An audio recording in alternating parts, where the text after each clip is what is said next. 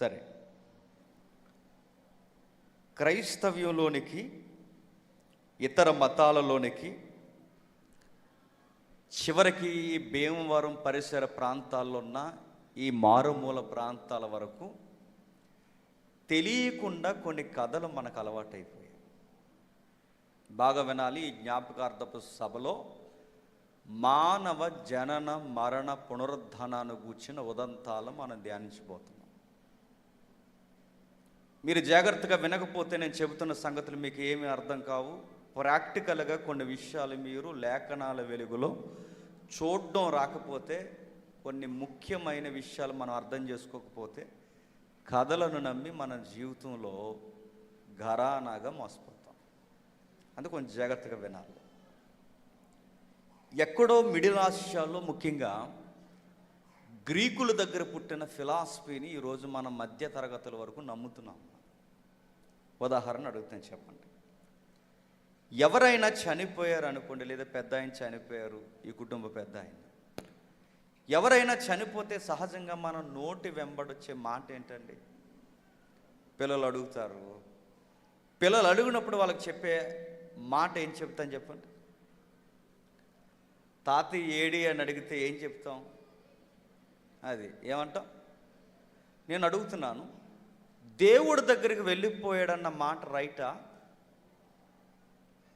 ఈ మనుష్యుడే కాదు, ఏ మనుష్యుడైనా దేవుడి దగ్గరికి మనం వెళ్ళిపోయాం అన్నది రైటా? మరొకటి, ఇందాక 90వ కీర్తన చదివాం. తరతరముల నుండి నివాస స్థలం నీవే అన్నాడుగా. ఆ నీవే నివాస స్థలం అన్న మాటకి అర్థం ఏంటి? మనం ఏమనుకున్నామంటే, చనిపోయిన వాళ్ళందరూ దేవుని దగ్గరికి వెళ్ళిపోతున్నాం అనుకుంటున్నాం. చనిపోయిన ఎవ్వరు కూడా దేవుని దగ్గరికి, పరలోకానికి వెళ్ళరు. కంగారు పడిపోకండి, జాగ్రత్తగా వినండి. పరలోకానికి ఎవరు ఎంత నీతిమంతుడైనా, చివరికి సువార్త కాపరి అయినా, రేపొద్దున నేను చనిపోయినా, చిన్నపిల్లలు చనిపోయినా, మనుష్యుడన్నవాడు పరలోకానికి పోడు. మరి మన్నైనది వెనకటి వలె మన్నయ్యి దేవుని యొద్దకు తాను దయచేసిన ఆత్మ దేవుని యొద్దకు పోతాదని ఉందిగా. ఇందాక కీర్తనలో చదివినప్పుడు తరతరముల నుండి నివాస స్థలం నీవే అని ఉందిగా. నేను ఎందుకు ఈ మాటలు ఎత్తుతున్నాను తెలుసా? రాయబడిన బైబిల్ అర్థాలు వేరు, అర్థం చేసుకున్న మన అర్థాలు వేరు. కొన్ని కథలు మనకు అలవాటు అయ్యాయి. కథలు ఎలా వచ్చినాయి ఈ కథలు? కొంచెం మీకు వీలైతే కొన్ని ఇమేజెస్ చూపిస్తాను, మీరు వీలైతే చూడండి. అవుతుందా? వేయడానికి అవుతుందా? ఒకసారి కొన్ని ఇమేజెస్ చూపిస్తాను, మీకు చూడండి. నిజానికి స్క్రీన్ లేదనుకున్నాను, అందుకు ఇప్పుడు కొంచెం అడావుడిగా చూసాక ఇవన్నీ సెట్ చేయాల్సి వచ్చింది. ఒకసారి ఒక స్క్రీన్ మీద ఒక పెద్ద ఆయన కూర్చున్న విధానం మీకు కనబడుతుంది, చూడండి. నేను చెబుతున్న జాగ్రత్తగా వినండి. ఇది కథలా, నిజమా, అలా ఉన్నవా లేదా, చరిత్రలో కొంచెం జాగ్రత్తగా చూడండి, మీకు కనబడుతుందా లేదు. ఎవరైనా భీమవరంలో ఉంటాడు అనుకోండి, ఆయన ఎవరంటే సోక్రటీస్ అంటారు. సోక్రటీస్ అంటే ఎవరు? చదువుకున్న పిల్లలకు తెలియాలి, తల్లులకి, మధ్య వయస్కులకి, పెద్దవారికి తెలియకపోయినా చదువుకున్న మనలాంటి పిల్లలకి తెలియాలి. సోక్రటీస్. ఇంకా మీకు బాగా అర్థం కావాలి అంటే, ఆయన పేరు చెప్పడానికన్నా ముందు ఆయన చెప్పిన సామెత అందరికి గుర్తుంది. మన మనస్సులో ఏముందో మన ముఖంలో కనబడతాది అని చెప్పినోడు ప్రపంచంలో ఫేమస్ అయిపోయిన వ్యక్తి ఆయన. సొలొమోన్ గారు చెప్తారుగా, మనసులో ఉన్నది ముఖంలో కనబడుతుందని. ఆ ఫిలాసఫీయే ఆయన చెప్పాడు. అంటే ఈ సోక్రటీస్ అనే ఆయన ఒక మంచి బోధకుడు. అంటే అతిపెద్ద విషయాన్ని సింగిల్ లైన్లో చెబుతాడనమాట. అందుకే ప్రసంగానికి దిట్ట, మంచి బోధకుడు. ఇంకా ఎక్కువ మాట్లాడుకోవాలి అంటే గ్రీకులలో పండిపోయిన గురువు. గ్రీకులు ఎవరు? మీకు ఇంకా మంచి బెంచ్ మార్క్ అర్థం కావాలంటే, ప్రపంచాన్ని జయించిన వీరుడు ఉన్నాడు తెలుసుగా. ప్రపంచాన్ని జయించిన వీరుడు ఏం పేరు చెప్పండి? అలెగ్జాండర్. దాని ముందు ఒక సౌండ్ ఉంది, చెప్పండి. ద గ్రేట్ అలెగ్జాండర్ అన్నారు. The great. గ్రేట్ అని ఎందుకంటారంటే 33.5 సంవత్సరాలకి ప్రపంచాన్ని గడగడలాడించేసాడు కుర్రోడు. వాళ్ళ ఊరు ఏల ఊరు ఒకటి.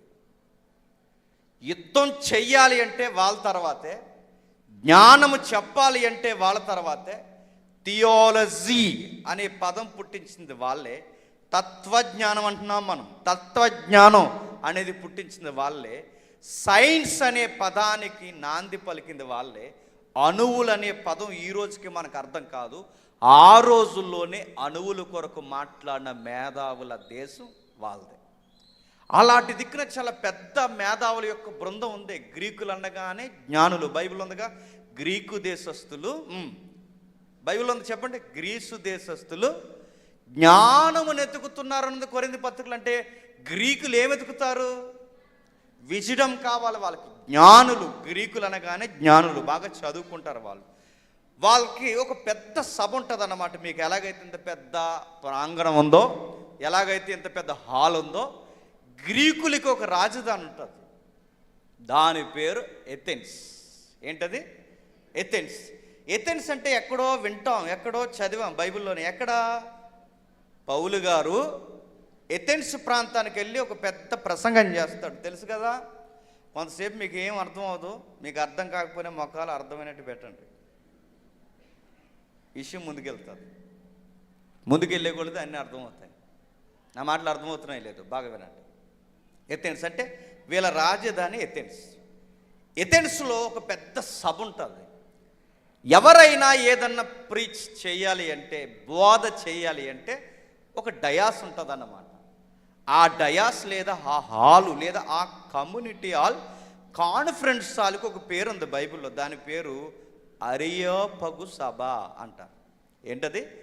అరియోపగు. అరియోపగు సభ అంటే గ్రీకు భాషలో అరియోపగ్ అనే సభ అంటే మతాల గూర్చి, సిద్ధాంతాల గూర్చి, బోధల గూర్చి, మనిషి యొక్క తత్వజ్ఞానాన్ని గూర్చి, ఈరోజు కొత్తగా మాట్లాడుతున్నారు మానవతావాదం గూర్చి బాగా మాట్లాడుకునే వేదిక లేదన్న ఉంది అంటే గ్రీకులో ఎథెన్స్ వేదికల మీద మాట్లాడేదారు.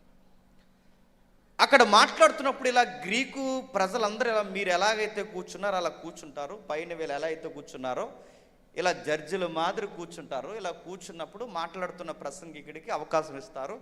ఆ డయాస్ మీద నిలబడి మీ అందరికంటే, మీరు గ్రీకులు అనుకోండి, మీ అందరికి వినబడేలా నేను చెప్తాను అన్నమాట. అయితే ఆల్రెడీ మీరు కొన్ని ఫిక్స్ అయిపోయి ఉంటారు, మౌలికంగా కొన్ని ఫిక్స్ అయిపోయి, అంటే ఈ ప్రసంగం మనకు అనుకూలంగానే చెప్పాలని మీరు ప్రిపేర్ అయి ఉంటారు.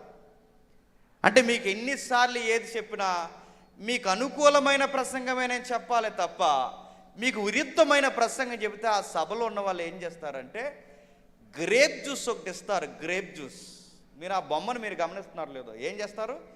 గ్రేప్ జ్యూస్ ఇస్తారు. అంటే ఒక బౌల్లో, ఒక గిన్నెలో గ్రేప్ జ్యూస్ వేస్తారు. ఆ గ్రేప్ జ్యూస్ మాట్లాడుతుండగా ఒకడు అడ్డంగా వచ్చి ఆ గ్రేప్ జ్యూస్ ఇచ్చేస్తాడనమాట. గ్రేప్ జ్యూస్ ఇస్తే ఏమైంది? గ్రేప్ జ్యూస్ అంటే ద్రాక్షరసం తెలుసుగా. ద్రాక్షరసం ఇస్తే ఏమైంది? ద్రాక్షరసం అయితే పర్లేదు, ద్రాక్షరసంలో తేళ్ళు పాముల యొక్క విషం కల్పిస్తారు. ఎందుకు ఇస్తారంటే ఆ నిలబడి మాట్లాడుతున్న ప్రసంగం వలన మనకేమన్నా మనోభావాలు దెబ్బతింటే వీడు మళ్ళీ ఎలాంటి ప్రసంగం చేయకూడదు, ఇదే లాస్ట్ ప్రసంగం అని చెప్పి ఆ ప్రసంగికుడు చనిపోవడానికి గ్రేప్ జ్యూస్లో ఏం కలుపుతారంటే చెప్పండి, పాములు తేళ్ళు యొక్క విషం కలుపుతారు. ఆ విషం కలిపిచ్చేస్తారు. అంటే ఇప్పుడు ఆ బొమ్మ మీరు చూస్తున్నప్పుడు మీకు అర్థం అవ్వాలి, ఈ సోక్రటీస్ అనే ఆయన గ్రీకు పౌరుడే, ఎథెన్స్ బాగా ఎరిగిన వాడే, ఆ రోజుల్లో పేరు ప్రఖ్యాతులు గాంచిన వాడే. ఈయన ఈ అరియోపగ్ అనే సభలో ఒకరోజు పెద్ద ప్రసంగం చేస్తాడు. అంటే పౌలు గారికి కొన్ని సంవత్సరాల ముందు, బాగా వినాలి చరిత్ర, నా మాటలు అర్థమవుతున్నాయి లేదో, పౌలు గారి యొక్క ప్రసంగానికి ముందు కొన్ని సంవత్సరాల ముందు ఈయన ప్రసంగం చేస్తాడు. ఆ ప్రసంగం ఈ గ్రీకులకి నచ్చదు. వీళ్ళు ఏం చేస్తారంటే, నీ ప్రసంగం మా మనోభావాలను కించపరుస్తుంది కనుక, మన ఆరాధన, మన యొక్క విగ్రహారాధన నువ్వు కించపరిచేలా మాట్లాడావు గనక దైవత్వాన్ని గురించి మేము అనుకున్న నిర్వచనాల ప్రకారం నువ్వు మాట్లాడలేదు గనక ఇంక నువ్వు మాట్లాడడానికి వీల్లేదని గ్రేప్ జ్యూస్ పంపించారన్నమాట. గ్రేప్ జ్యూస్ అంటే ఏంటి? విషం. ఆ విషం ఇచ్చేటప్పుడు ఆయన బాధపడ్డాడు. నా ప్రజలు నా మాటే వినలేనప్పుడు, నా సొంత దేశంలో, నా సొంత రాజధానంలో నా ప్రజలే నా బోధన అర్థం చేసుకోలేనప్పుడు ఇలాంటి ప్రజల మధ్య బతికిన ఒకటే, చచ్చిన ఒకటే అని చెప్పి ఇలా ఇవ్వండి అని ఆ గ్రేప్ జ్యూస్ తీసుకుని తాగేస్తాడు. ఇలా తాగేసి కొన్ని గంటల మంచం పడతాడు. ఆయన తాగేస్తున్నప్పుడు ఆయన గురువుగా ఆయన చుట్టూ చాలామంది శిష్యులు ఉంటారు. ఈ శిష్యులలో ఒక శిష్యుడు ఉన్నాడు, ఆయన పేరు ప్లేటో. ఎవరు? 6వ తరగతి పుస్తకాల నుంచి ఉంటుంది. ఎవరని అడిగారంటే మీరు కరోనా బ్యాచ్ అని ఫిక్స్ అన్నమాట. ఇంకా ప్లేటో, టాల్మీ, ఈ పదాలు తెలుసు కదా, కోపర్నికస్. ఈ సైన్స్ ఒక జోన్లో నడుస్తున్నప్పుడు ప్లేటో సిద్ధాంతం అని చదువుకుంటాం మనం. అంటే వీళ్ళ గురువు గారు, అంటే ఆయన సోక్రటిస్ గురువు అయితే ఆ గురువుల్లో చాలామంది శిష్యులు ఉంటే ఆ శిష్యులలో ఒక మంచి నాలెడ్జ్ ఉన్న శిష్యుడు ఎవడంటే ప్లేటో. ఈ ప్లేటో దగ్గర ఉన్న చూస్తే రెడ్ డ్రెస్, ఊహించుకోండి, అది ఊహా చిత్రమే. ఆ రెడ్ డ్రెస్ వేసుకున్న వ్యక్తే ప్లేటో. ఈ ప్లేటో గురువు గారు చనిపోతుంటే చాలా బాధపడతాడు. నేను ఎందుకు చెప్తున్నాను వినాలి. గురువు గారు చనిపోతుంటే బాధపడితే అప్పుడు కొత్త ఫిలాసఫీ చెప్తాడు. గురువు గారు ఏమని చెప్తాడంటే, మీరు మా గురువు యొక్క దేహాన్ని మీరు చంపగలుగుతున్నారు కానీ ఆత్మను చంపలేరు. దేహం ఎక్కడే ఉండిపోద్ది, మా గురువు ఆత్మ, మా సద్గురువు ఆత్మ తాను దయచేసిన దేవుని వద్దకి వెళ్ళిపోద్దని మొట్టమొదటిసారి ఈ ప్రసంగం చేసింది ప్రపంచంలో ఎవరు అంటే చెప్పండి, ప్లేటో. ఈ ప్రసంగం అక్కడితోనే ఆగిందా? భీమవరం దిరుసుమర వరకు వచ్చింది. నా మాటలు అర్థమవుతున్నాయో లేదో? పిల్లలు చనిపోతే మనం ఏం చెబుతున్నాం? దేహం ఎక్కడ ఉండిపోయింది, ఆత్మ చెప్పండి దేవుని ఎద్దుకు పోయింది అని చెప్తున్నాం. బైబిల్ మిమ్మల్ని అందరిని అడుగుతున్నా, ఎన్ని సంవత్సరాలు మీరు చర్చకు వస్తున్నారు నాకు తెలియదు, ఎన్ని ప్రసంగాలు విన్నారు నాకు తెలియదు, ఎన్ని జ్ఞాపకార్థ కూడికలకు వెళ్ళారు నాకు తెలియదు, సండే స్కూల్ ఎన్ని సంవత్సరాలు మీరు స్టార్ట్ చేశారు నాకు తెలియదు, కానీ మిమ్మల్ని అడుగుతున్నాను, బైబిల్లో ఎక్కడైనా చనిపోయిన వ్యక్తి వెంటనే దేవుని రొమ్ము దగ్గరికి వెళ్ళిపోతాడని ఉందా? మరి ఈ మాటలు మన పిల్లల వరకు ఎలా వచ్చాయి? గ్రీకుల ప్రసంగాలు అన్ని మతాల్లోనికి వెళ్ళిపోయాయి.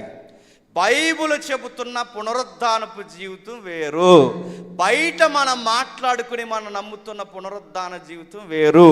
ఇది తెలియకుండా చాలామంది ప్రసంగికులు కూడా వాళ్ళ ప్రసంగాల్లో చెబుతున్నారంటే ఇది బైబిల్ బోధ కాదు, వాళ్ళ గ్రీకుల బోధ చెబుతున్నారు. మరలా అర్థమైనట్టుంది, అర్థం అవ్వలేదని నాకు అర్థమైంది.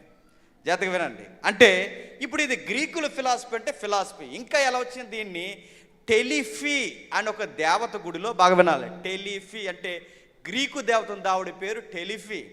ఆ టెలిఫీ అనే ఆ గ్రీకు దేవత గుడిలో ఫ్లూటెక్ అని ఒక యాజకుడు ఉండేవాడు.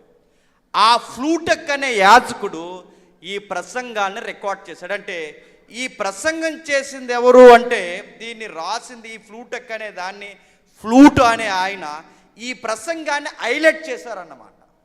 అంటే ఆత్మే ప్రాముఖ్యమైనది, శరీరము నిష్ప్రయోజనమని ఈ మాటలన్నీ తీసుకొచ్చింది ఎవరు? వీళ్ళే. మీకు బైబిల్లో సింక్ అయినట్టే ఉంటుంది, కానీ బైబిల్ కాదు, అది గుర్తుపెట్టుకోండి.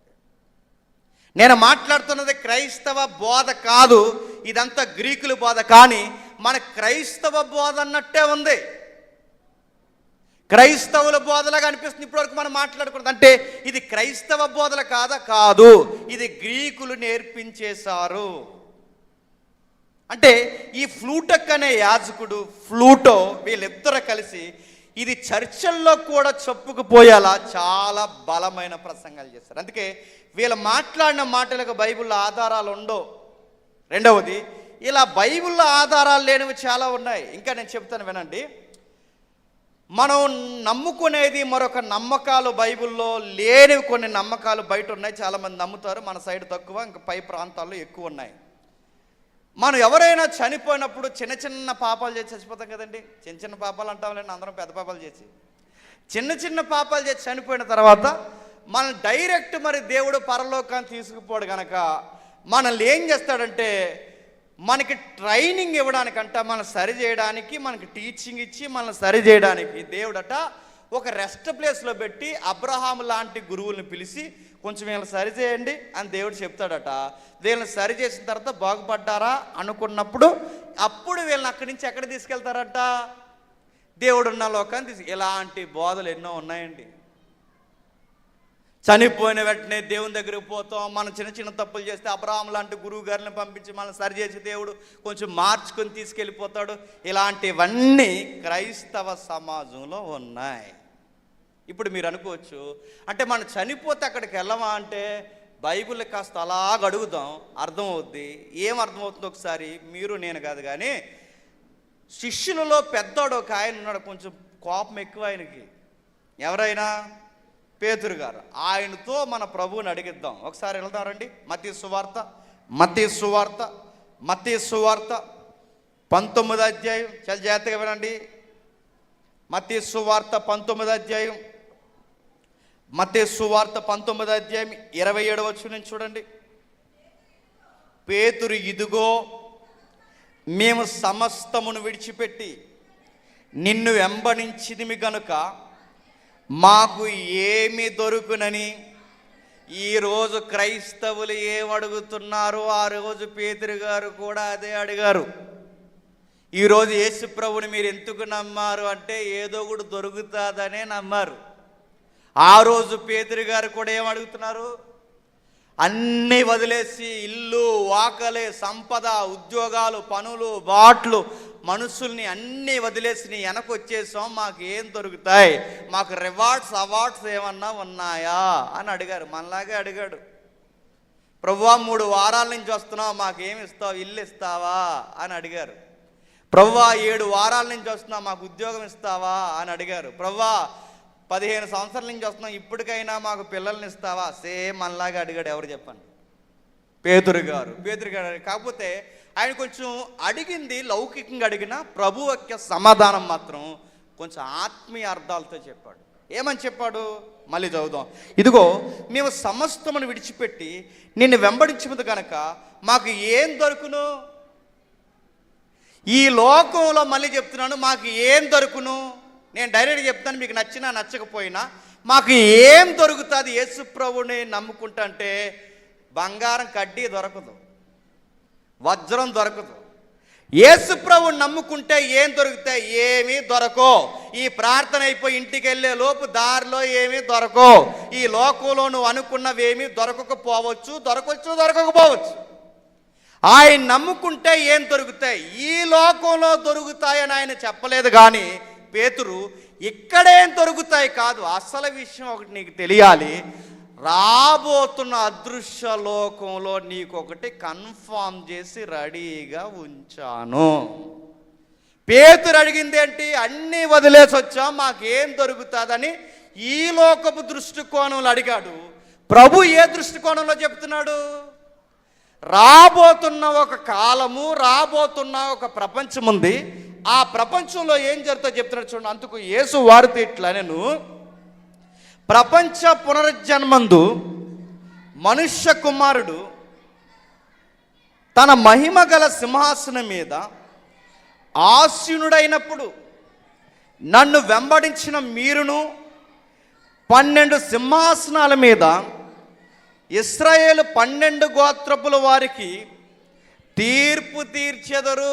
ఏం చెప్తున్నాడండి? పేతురు ఏమడిగాడు? నిన్ను నమ్ముకొని 3.5 సంవత్సరాలను తిరుగుతున్నావు, రేపో మాపో వెళ్ళిపోతానంటున్నావు, ఏంటి గొడవ ఏంటి, మాకేం అర్థం అవట్లేదు, మాకేమన్నా దొరుకుతుందా అని అడిగితే పేతురికి ప్రభు చెప్పాడు, 12 సింహాసనాలు రెడీ చేశాను అన్నాడు. ఎప్పుడు ప్రభువా? ఎక్కడ ప్రభువా అంటే ఎక్కడ? దిరుస్మర్లో ఒకటి, భీమవరంలో ఒకటా? ఎక్కడ? 12 సింహాసనాలు రెడీ చేశాడు. ఎక్కడ రెడీ చేశాడు? పదం చూద్దాం. ప్రపంచ పునర్జన్మందు. ఏంటట? ప్రపంచ పునర్జన్మందు. ప్రపంచ పునర్జన్మ అంటే పునర్జన్మ. జన్మ అంటే చెప్పాలి. జన్మ అంటే చెప్పండి, మస్సులు నోట్లో నాలుగు లేనంత యాక్టింగ్ చేయకండి. చెప్పండి. జన్మంటే పుట్టడం, జన్మంటే పుట్టడం. ఏది మళ్ళీ పుడుతుందంట? ఏది మళ్ళీ పుడుతుందంట? ప్రపంచం మళ్ళీ పుడుతుంది. ఏం పుడుతుంది? ప్రపంచం మరలా పుడుతుంది. అంటే ప్రపంచ పునర్జన్మ. అంటే ఇది మన తెలుగు వాళ్ళు రాసేయడానికి పదం వాడారు, కానీ ఫుట్ నోట్ ఇచ్చాడు చూడండి దానికి. పునఃస్థితి స్థాపన, పునఃస్థితి స్థాపన, పునర్జన్మ, పునఃస్థితి స్థాపన. అంటే ప్రపంచం మళ్ళీ పుడుతుంది అంటున్నాడంటే ఆల్రెడీ ప్రపంచం ఉంది. ఈ ప్రపంచం మళ్ళీ ఏమవుద్దట చెప్పాలి. ఈ ప్రపంచం ఏమవుద్దట? పుడుతుందట. అంటే ఉన్న ప్రపంచం మళ్ళీ పుట్టడం ఏంటి అంటే ఇప్పుడు ఈ కనబడుతున్న ఈ ప్రపంచం ఒరిజినల్ కాదా? ఈ పదాన్ని బట్టి అర్థమవుతుంది కాదు. పునఃస్థితి స్థాపన, స్థాపన, స్థాపన అంటే మళ్ళీ ప్రపంచం స్థిరపరచబడతాది అంటున్నాడంటే ఇది స్థిరముగా లేదా? లేదు. నా మాటలు అర్థమవుతున్నా లేదా? పేతురు, నువ్వు ఇక్కడ ఇల్లు తీసుకున్న ఇల్లు శాశ్వతంగా ఉండదు. ఇక్కడ నువ్వు ఆస్తి తీసుకున్న ఆస్తి శాశ్వతంగా ఉండదు. ఇక్కడ నువ్వు ఏం పొందుకున్న ఇవి శాశ్వతంగా ఉండవు. ఇక్కడ ఇది నీకు స్థిరమైనది కాదు. స్థిరమైనది ప్రపంచం మళ్ళీ పుట్టాలి, అప్పుడు స్థిరముగా ఉంటాయి, నిత్యము ఉంటాయి. అంటే ప్రపంచానికి ఏమైంది? ఏదో జరిగింది. మరలా ప్రపంచానికి ఏం జరిగింది? ఏదో జరిగింది. ఇప్పుడు మళ్ళీ ఇందాక ప్రశ్నలు లేసాం. అంటే చనిపోయిన మనము దేవుని దగ్గరికి వెళ్ళము. ప్రపంచము ఇప్పుడు చూస్తున్నది ఇది ఒరిజినాలిటీ కాదు. మీరు అనుకోవచ్చు, మరి ఇందాక కీర్తన గ్రంథం మనం చదివినప్పుడు తరతరముల నుండి నివాస స్థలం నీవే అని చదువుకున్నాగా. అంటే తరతరముల నుండి నివాస స్థలం నీవే అంటే అందరం ఏమనుకున్నామంటే ముందు అమ్మ గర్భంలో పుట్టడానికి ముందు మనం ఎవరి గర్భంలో ఉంటామనుకుంటున్నాం? చెప్పాలి, చెప్పండి, సిగ్గుపడకని చెప్పండి. ఎవరి గర్భంలో ఉంటాం అనుకుంటున్నాం? దేవుడి గర్భంలో ఉంటాం అనుకుంటున్నాం. అందుకే కొంతమంది ఏం చేస్తారంటే మరీ దేవుడి గర్భంలో ఉన్నామంటే బాగోదని దేవుడికి భార్యను తెచ్చారు. ఆవిడ పేరు దేవుడమ్మ. నా మాటలు అర్థమవుతున్నాయి? అంటే దేవుడు తండ్రి అయితే ఇంకొక తల్లి ఉంటే వీళ్ళకి పెద్ద కొడుకు యేసుప్రభు వారంట. బాగా వినాలి. వీళ్ళకి పెద్ద కొడుకు యేసుప్రభు వారైతే రెండో ఆయన ఎవరట? పరిశుద్ధాత్ముడట. మూడో వ్యక్తులు ఎవరట? మనమంట. ఇప్పుడు యేసుప్రభు మనకేమయ్యాడట? పెద్ద అన్నయ్య అంట. పరిశుద్ధాత్ముడు ఎవరంట? చిన్న అన్నయ్య అంట. సీరెత్తడు ఇలాంటి బోధలు విన్నారంటే నా మాటలు అర్థమవుతున్నా లేదంటే ఇలాంటి దుర్బోధ ఎలా వచ్చింది? మళ్ళీ చెప్తున్నాను. ఫ్లూటెక్ అనే యాజకుడు, ప్లేటో అనే ఆ సైంటిస్ట్ ఎవరైతే ఉన్నారో ఆయన, అక్కడ కూర్చున్న పెద్ద మనిషి ఆ రోజు వాళ్ళకు అర్థమైన వాళ్ళ యొక్క గ్రంథాల్లో నుంచి, వాళ్ళ ఫిలాసఫీలో నుంచి వాళ్ళు మాట్లాడుకున్న మాటలు మన క్రైస్తవ బోధల్లో కూడా వచ్చేసాయి. మరి కీర్తన గ్రంథంలో తరతరముల నుండి నివాస స్థలం నీవే అంటే ఏంటి? అక్కడ ఏంటంటే తరతరముల నుండి నివాస స్థలం అంటే నువ్వు పరలోకంలో ఉండో అక్కడి నుంచి మేము వచ్చామని కాదు. తరతరముల నుండి నివాస స్థలం అంటే మీరు ఇంటికి వెళ్ళిన తర్వాత చదవండి, టెక్స్ట్ వేరే అయిపోతే సమయం లేదు. మీరు ఇంటికి వెళ్ళిన తర్వాత చదవండి. తరతరముల నుండి నివాస స్థలం అంటే మా అయ్యలు, మా తాతలు, మా ముత్తాతల దగ్గర నుంచి నీవే మాకు నివాసం అంటే మా విలవేల్పు కులదైవము నీవే అని అర్థం. అర్థమైతే ఒకసారి హల్లెలూయా చెప్పండి. అర్థమైంది. దేవునికి మహిమ కలుగును గాక. చెప్పండి. తరతరముల నుండి నివాస స్థలం నీవే అంటే నీవు అక్కడున్నావు, అక్కడి నుంచి మేము ఇక్కడికి వచ్చాం, మళ్ళీ మేము చచ్చిపోయాక నీ దగ్గరికి అక్కడికి వచ్చేస్తాం నీ పట్టులోకని కాదు. తరతరముల నుండి అంటే మా ముత్తాతలకు నీవే, మా తాతలకు నీవే, మా అయ్యలకు నీవంటే మా ముత్తాతల దగ్గర నుంచి మా విలవేల్పు ఎవరైతే ఉన్నారో ఆ విలవేల్పు నీవే. బయట అంటారుగా విలవేల్పు కులదైవమని. అంటే మా విలవేల్పు మా తాతల దగ్గర నుంచి దేవుడు ఎవరైనా ఉన్నారంటే తారాతారము. తరం అంటే ఏంటి? తారాతారములు 3-4 తరాల నుంచి మాకు దేవుడవు నీవే. 3-4 తరాల నుంచి దేవుడు నీవే. మనమేమంటాం? మనమేమనుకుంటామంటే మనం ఎందుకంటే సడన్గా మనకున్నంత ఒళ్ళు బతుకు ఇంకెక్కడ ఉండదు. పోనీ చెప్పేవాళ్ళు ఏమైనా చదువు చెప్తారా? వాళ్ళు చెప్పరు. చెప్పేటప్పుడు వింటారా? వినరు. కనీసం ఎక్కడైనా చదువుతారో ఉండరు.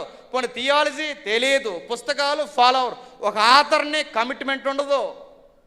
మరేముంది, ఎక్కలేని వల్లమాల పొగరు ఉంటుంది మనకి, మా దేశంలో ఎరా అన్నట్టు. మన తలకాయ మనకేం తెలియదు అని అడుగుతున్నాను. మనకు బైబిల్లో చాలా విషయాలు తెలియదు, మిక్స్ అయిపోయాం, కొన్ని బోధలతో కల్ట్ అయిపోయాం. ఇంకా చెప్పాలంటే ఈ సనాతన ధర్మాలను చెప్పుకుంటున్న మైత్ ఫిలాసఫీ, మైత్ అంటే పుక్కిట పురాణాలతో కొన్ని మనం క్రైస్తవ బోధల్లో కలిపేశాం. విందాం. అంటే కీర్తన గ్రంథం అర్థం అది కాదు అని మనకు అర్థమవుతుంది. మరి మనం దేవునికి పుట్టినట్టు బైబిల్లో ఉందగా అంటే, అందుకే స్క్రీన్ మీద కొన్ని చూపించడానికి నేను రెడీ అవుతున్నాను. చూద్దాం ఒకసారి. ఆదికాండం తీయండి ఒకసారి, మీరు అది పెట్టండి అన్న. ఆదికాండము 1వ అధ్యాయం. చాలా జాతికి వినండి. ఆదికాండము, మీరు మర్చిపోకండి, మీరు వచ్చింది జ్ఞాపకార్థపు సభకే. జాతికి వినండి, చివరికి వెళ్ళేసరికి మన లైఫ్ ఏంటో మనకు అర్థమవుతుంది. ఆదికాండము 1వ అధ్యాయం, ఇంకోటి ఉంటుంది చూడానా.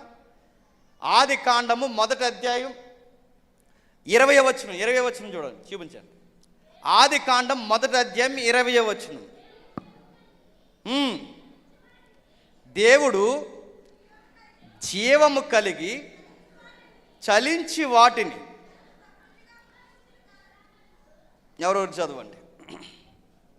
దేవుడు జీవము కలిగి చలించి వాటి జలసరములను సమృద్ధిగా పుట్టించిన, బాగా వినాలి. జీవము కలిగి చలించు వాటిని సమృద్ధిగా పుట్టించిన అంటే ఇవేంటండి? జంతువులు, జలసరములు. బాగా వినాలి. జంతువులను, జలసరములను దేవుడు ఏం చేశాడట? పుట్టించాడు. పుట్టించాడన్న పదాన్ని ఏమంటారు? క్రియేట్. అంటే సృష్టించాడు, క్రియేట్ చేశాడు. అంటే జంతువుల్ని ఏం చేశాడండి? క్రియేట్ చేశాడు. జంతువులు ఏం చేశాడు? సృష్టించాడు. ఆ పదం బాగా గుర్తుపెట్టుకోండి. 21వ వచనం కూడా చదవండి. దేవుడు జనములలో వాటి వాటి జాతి ప్రకారం జలములు సమృద్ధిగా పుట్టించిన మహామత్యములను జీవము కలిగి చలించు వాటిని దాని దాని జాతి ప్రకారము రెక్కల గల ప్రతి పక్షిని దేవుడు సృష్టించెను, తయారు చేసెను. బాగా వినాలి. జంతువుల్ని ఏం చేశాడండి? సృష్టించాడు. జలసరాలను ఏం చేశాడండి? సృష్టించాడు. ఇప్పుడు బాగా వినాలి. ఇక్కడ ఒక పదం వాడాడు, నాకు రివర్స్ కనబడుతుంది, మీరు వీలైతే చదువుకుంటే అక్కడ ఉంటుంది. 3 భాషలు కనబడితే చూడండి. ఇంగ్లీషు, హెబ్రూ, మనకి గ్రీకు నెంబర్స్ మనకు కనబడితే చూడండి. అంటే 3 లాంగ్వేజెస్ కనబడుతున్నాయి. ఈ 3 భాషల్లో నేను చదివిన పదం అక్కడ ఉందో లేదు చూడండి.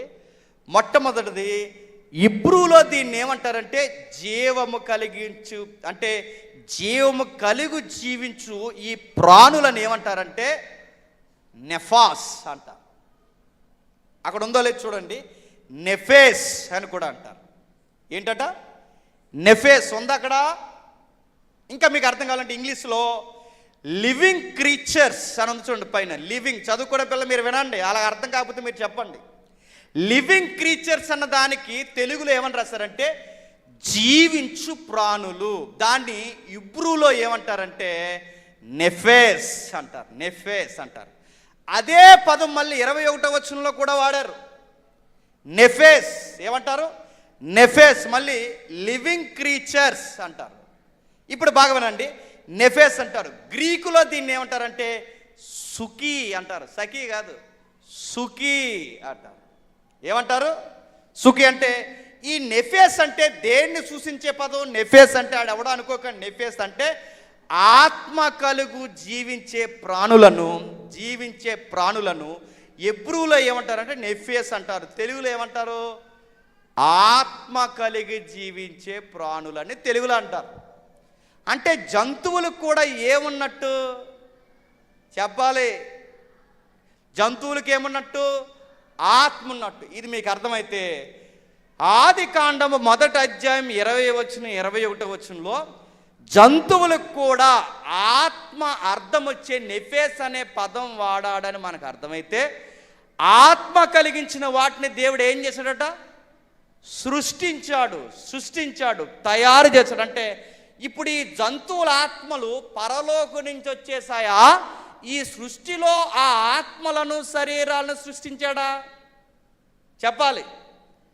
పరలోకంలో దేవుని దగ్గర నుంచి ఈ జంతువులకున్న ఆత్మలు అక్కడి నుండి వచ్చాయా, లేదా దేవుడు ఆ ఆత్మలను సృష్టించాడు. ఇక్కడ ఉందగా, సృష్టిలో అంటే 6వ దినం వచ్చేసరికి ఈ జంతువులు ఏం చేస్తున్నాడు, ఈ భూమి మీదే ఈ సృష్టిలోనే ఈ ఆత్మలు ఏం చేస్తున్నాడు, సృష్టి. అంటే దేవుడు శరీరాలనే కాదు తయారు చేస్తా, శరీరాలనే కాదు సృష్టిస్తా, మరి ఆత్మలను కూడా సృష్టించాడు. ఇది మీకు క్లారిటీ ఉంటే ఇప్పుడు మన ఆత్మలకు వద్దాం.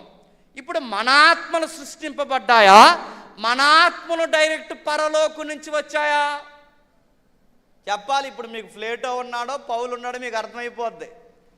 చెప్పాలి, మన ఆత్మలు సృష్టింపబడ్డాయా, లేకపోతే అంటే జంతువుల్ని ఎలాగైతే జంతువు యొక్క దేహాన్ని దాని ఆత్మను ఎలాగైతే తయారు చేశాడని ఇప్పుడు ఆదికాండం మనం చదువుకున్నామో, మనల్ని కూడా అలాగే తయారు చేశాడని బైబిల్ చెప్తుందా, లేకపోతే ప్లేటో చెప్పినట్టు పరమాత్ముడి దగ్గర నుంచి ఆత్మ వచ్చి శరీరము ఈ సృష్టిలో వచ్చి ఈ రెండు కలిస్తే మనిషి అయ్యాడని బైబిల్ చెబుతుందా? ఆదికాండం జంతువుల దగ్గర ఎలాగైతే చెప్పిందో అదే ఆదికాండం మనిషి నిర్మాణం దగ్గర కూడా అదే చెప్పింది. ప్లేటో చెప్పినట్టు బైబిల్ చెప్పలేదు. ముఖ్యాంశాలు చాలామందికి అర్థం అవ్వని నాకు అర్థమవుతుంది. అర్థం అవ్వకపోయినా దేవుడి మీద భారం వేసి ముందుకు వెళ్ళిపోతున్నాను నేను. 2వ అధ్యాయం 7వ వచనం చూడండి. ఇప్పుడు ఆ స్క్రీన్ షాట్ చూడండి. 2వ అధ్యాయం 7వ వచనం చూడండి.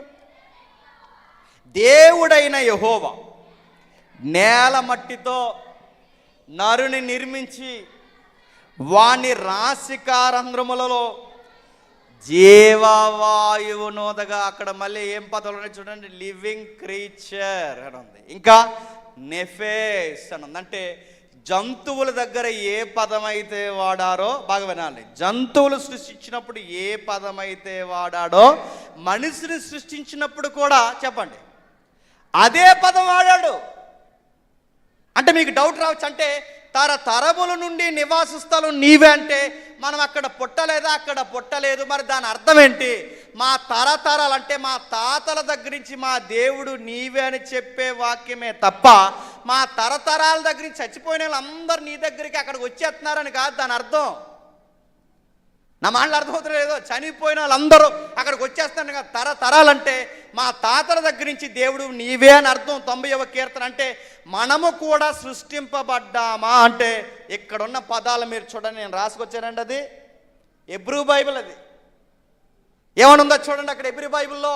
మనం మీకు ఇంకా డౌట్ అయితే మాకు ఇంగ్లీషు తెలుగు రాదు మాకు తెలియదు అన్నారు అనుకోండి, అక్కడ ఒక నెంబర్ ఉంటుంది చూడండి, నెంబరు 5315 అంటే మీరు ఆ నెంబర్ని హెబ్రూలో గ్రీకులో ఎక్కడ కొట్టినా ఆ నెంబర్ మీద ఉన్న అర్థం ఎప్పటికీ మారదు, అదే నెంబర్ ఉంటుంది. అందుకే వాళ్ళ నెంబర్లో కూడా మాట్లాడతారు. అంటే ఖచ్చితమైనవి. ఇక్కడ మీకు ఇంకా బాగా అర్థం అంటే దేవుడు శరీరాన్ని సృష్టించాడని తెలుసు, కానీ మనకు ఆత్మను కూడా సృష్టించాడన్న సంగతే చెప్పండి క్లారిటీ లేదు మనకి. మరి ఊదాడుగా అంటే ఊది సృష్టించాడు. ఇంకా క్లారిటీ కావాలి, ఒకసారి జకరియా గ్రంథం తీయండి. జకరియా గ్రంథం 12వ అధ్యాయం, జకరియా గ్రంథం 12వ అధ్యాయం మొదటి 2 వచనాలు చదవండి.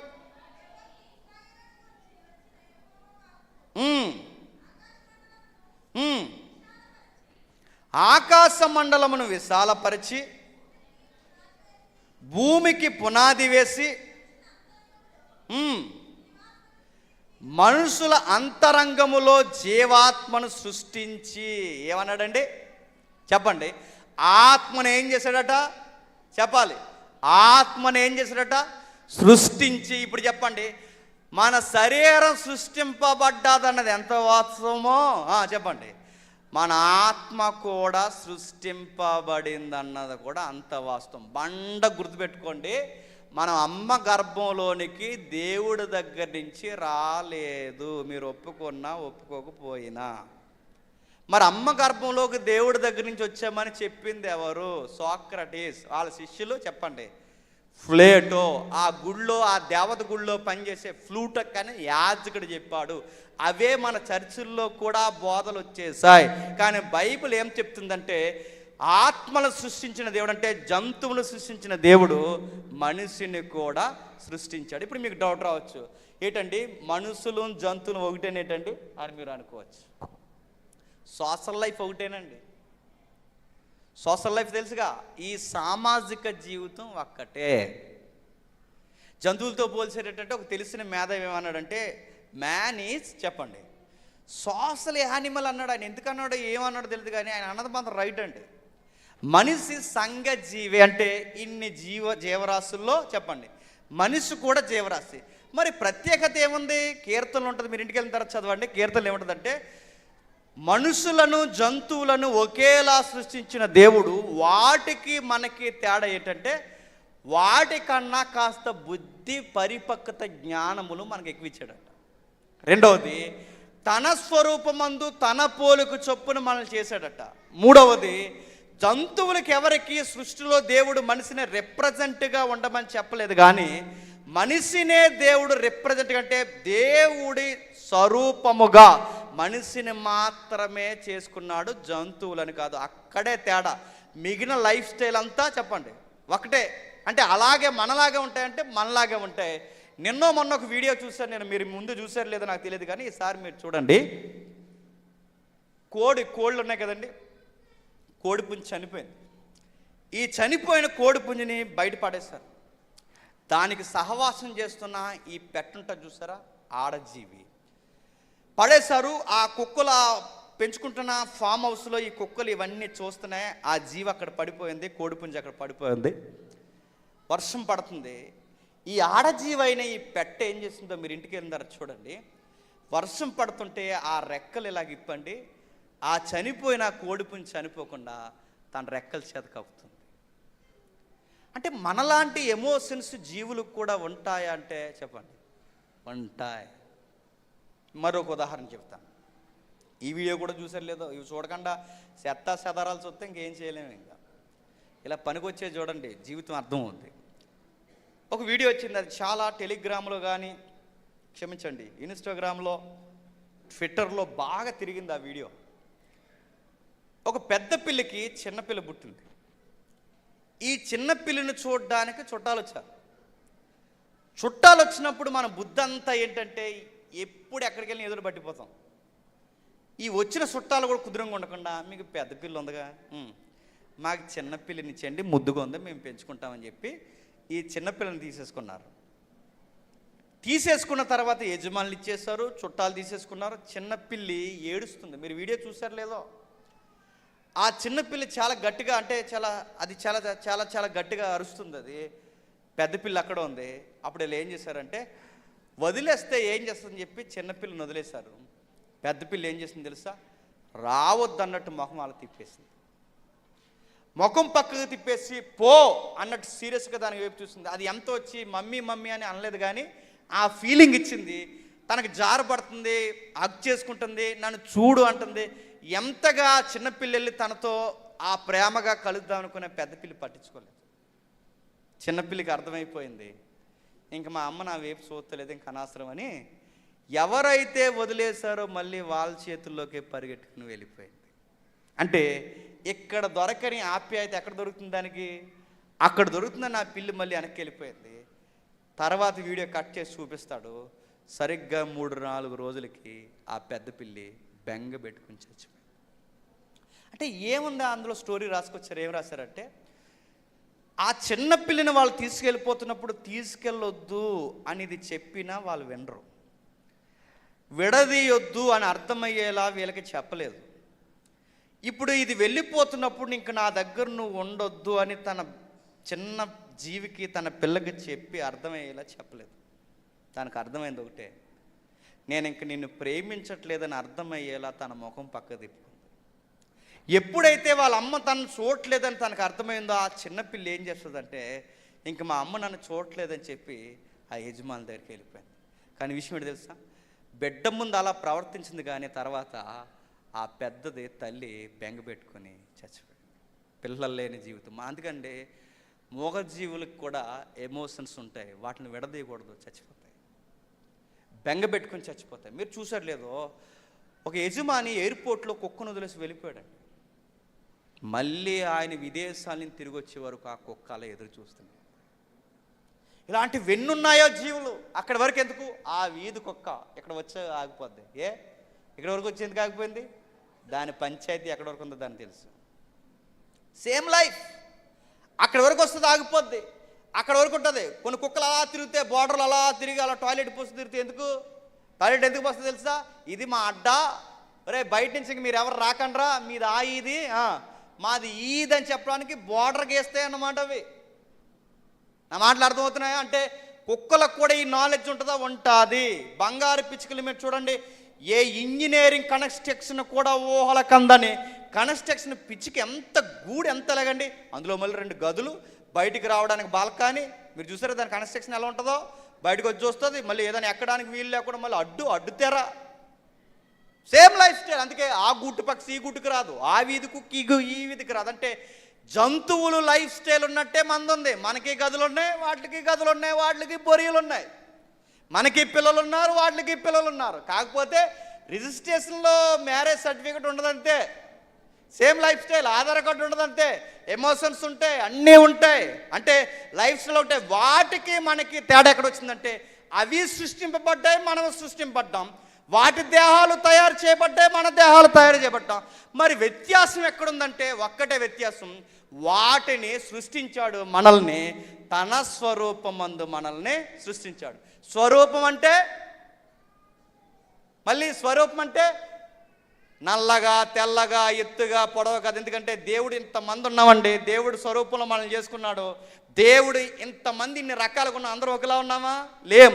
మరి ఆయన స్వరూపంలో చేసుకున్నట్టే ఎలా ఉన్నాం? నల్లగుంటాడు ఆయన, తెల్లగుంటాడు. ఇక్కడ నల్లగున్నాం, తెల్లగున్నాం, ఎత్తుగున్నాం, సన్నంగా ఉన్నాం. ఇన్ని రూపాల్లో ఆయన ఎలాగుంటాడు? స్వరూపం అంటే ఇది కాదు. స్వరూపం అంటే గుణగణాలు, ఇమేజ్ అన్నారు దాన్ని. అంటే ఆయన లాంటి గుణగణాలు కలిగి ఉండేలా మనం చేశాడు. ఈ గుణగణాలు ఎవరికి ఉండవంటే గుర్తుపెట్టుకోండి, దేవుడికి తెలిసిన మంచి చెడు నైతికత మనిషికి తెలుసు. సృష్టిలో ఉన్న జీవులకి కొన్ని నైతిక విషయాలు చెప్పండి తెలియవు. వాటికి ప్రేమల అనురాగాలు ఉన్నాయి, కానీ కొన్ని ఎథిక్స్ ఉంటాయి, అవి వాటికి ఉండవు. అందుకే అవి పుట్టిన పిల్లల్ని కొన్ని రోజులు తరిమేస్తాయి, తర్వాత వావి వరసలేడు ప్రవర్తిస్తాయి. ఎందుకంటే కొన్ని విలువలు వాటికి ఉండవు, మనకు ఉంటాయి. ఇప్పుడు చెప్పండి, ఈ లైఫ్ ఎలా స్టార్ట్ అయిందంటే మన ఆత్మ అక్కడి నుంచి వచ్చింది కదంటే అక్కడి నుంచి వచ్చింది కాదు. కాస్త బైబిల్ చదివే వాళ్ళు ఎవరైనా ఉంటే టక్కమని ఒక రెఫరెన్స్ గుర్తొచ్చేది. ఆ రెఫరెన్స్ ఏంటంటే యోబుతో దేవుడు మాట్లాడతాడుగా, భూమికి పునాది వేసినప్పుడు నువ్వు ఎక్కడుంటివి, ఏకముగా దేవదూతలందరూ ఏకముగా కలిసి పాట పాడి నక్షత్రములు ఉద్భవించినప్పుడు నువ్వు ఎక్కడుంటివి అన్నప్పుడు ఈ రెఫరెన్స్ గుర్తే చాలామంది ఏమన్నారంటే, యోబుని దేవుడు ఎక్కడుంటివి అని అడుగుతున్నాడంటే యోబు ఎక్కడున్నట్టంట? దేవుళ్ళు ఉన్నాడన్నారు. ఎక్కడున్నాడట? దేవుళ్ళు ఉన్నాడు, అక్కడ ఉందండి. నువ్వు ఎక్కడుంటివి అని అడుగుతానంటే సందర్భం ఏంటంటే యోబు ఫీల్ అయిపోతున్నప్పటికి తన పిల్లలు చనిపోయారు, తన ఆస్తులు పోయాయి, తన జీవితం ఒక్కసారి తిరగబడిపోయింది. తన జీవితం ఒక్కసారి మారిపోయినప్పుడు యోబు కొన్ని పరాక మాటలు అంటే బాధలో దేవునికి నచ్చని మాటలు కొన్ని మాట్లాడాడు. ఆయన ఏం మాటలు మాట్లాడాడంటే, మా అమ్మ గర్భంలో నేను పిండమగా ఉన్నప్పుడే రాలిపోతే బాగుండు అన్నాడు, నేను చీకటిలోనే ఆవిరైపోతే బాగుండు అన్నాడు, నేను మాయిగా ఉన్నప్పుడే రాలిపోతే బాగుండు అన్నాడు, నేను వెలుగు చూడకపోతే బాగుండు అన్నాడు, అసలు నేను పుట్టకపోతేనే బాగుండు అన్నాడు. అంటే బాధల్లో ఇలాంటి మాటలు పలికేసినప్పుడు దేవుడు వచ్చి యోబుని అన్నాడు, నువ్వు ఈ కష్టాలను బట్టి పుట్టకపోతే బాగున్ను, చీకట్లో రాలిపోతే బాగుండు అంటున్నావు కదా యోబు, నేను కొన్ని ప్రశ్నలు అడుగుతాను, నాకు ఆన్సర్ చెబుతావా అని అడిగాడు. ఆ ప్రశ్నలు ఏంటి? ఏమడిగాడంటే, చీకటికి వెలుగు పుట్టినప్పుడు నువ్వు ఎక్కడుంటివి అని అడిగాడు. అంటే దాని అర్థం ఏంటి? నువ్వు అప్పుడు లేవు అని. నేను చీకట్లో రాలిపోతే బాగుండు అంటున్నావు, నిన్ను ప్రశ్న అడుగుతున్నాను యోబు, చీకటి ఎప్పుడు పుట్టిందో నీకు తెలుసా? నీకు తెలియదు. భూమి ఎప్పుడు పుట్టిందో నీకు తెలుసా? నీకు తెలియదు. నక్షత్రాలు ఎప్పుడు పుట్టాయో నీకు తెలుసా? నీ పుట్టికే లేకపోతే బాగున్నట్టున్నావే, ఎంత పెద్ద విశ్వం ఎప్పుడు పుట్టిందో నీకు తెలుసా అని చమత్కారంగా దేవుడు ఏమంటాడంటే, అప్పుడుకు నువ్వు ఉంటివిలే చెప్పు అన్నాడు. అంటే దాని అర్థం ఏంటి? నువ్వు లేవు అని. ఇప్పుడు తాతయ్యకి దొగ్గలు నేర్పకండ్రా అంటారు. అంటే ఏంటి? తాతయ్య అలా దొగ్గకూడదు, అని దొగ్గాలి అన్నావంటే ఏంటి? అప్పుడు ఏమంటాడు తాతయ్య? ఏమంటాడు? అవును లేరా, నువ్వు నాకన్నా ముందు పుట్టావు అంటే ఏంటి? పుట్టాడనా? పుట్టాడానా చెప్పండి, పుట్టాడానా? నువ్వు నాకన్నా ముందు పుట్టావులేరా, నాకు నేర్పిస్తున్నావు అంటే దాని అర్థం ఏంటి? పుట్టలేదు. దేవుడు కూడా అదే భాష, అక్కడ అదే భాష. అప్పటికి నువ్వు పుట్టివి చెప్పు అన్నాడంటే నువ్వు పుట్టలేదు. మరి అప్పటికి ఎవరున్నారు? నువ్వు కానీ నీ పిల్లలు కానీ ఎవరు లేరు. చీకటి పుట్టక ముందే నేనున్నాను, వెలుగు పుట్టక ముందే యోబు నేనున్నాను, ఆకాశాలు భూమి పుట్టక ముందే నేనున్నాను, నువ్వు లేవు. వీటి పుట్టినప్పుడున్న నేను చీకట్లో రాలిపోతే బాగుండన్నావే, చీకటి మీద వెలిగించిన నేనే నీ జీవితానికి వెలిగిస్తాను, కంగారు పడకని చెబుతున్నాడు అక్కడ. అంటే అక్కడ యోబు పుట్టినట్టు కాదంటే అప్పుడు యోబు పుట్టలేదు, యోబు గారు నాన్నగారు పుట్టలేదు, ఎవరో పుట్టలేదంటే మన పుట్టుకంతా ఎక్కడ జరిగింది, ఎక్కడ జరుగుతుందంటే ఇక్కడ చెప్తున్నట్టు చూడండి. ఆదికాండం 2వ అధ్యాయం, త్వరగా వెళ్ళిపోదాం. ఆదికాండం 2వ అధ్యాయం 7వ వచనం చూడండి. ఆదికాండం 2వ అధ్యాయం 7వ వచనం.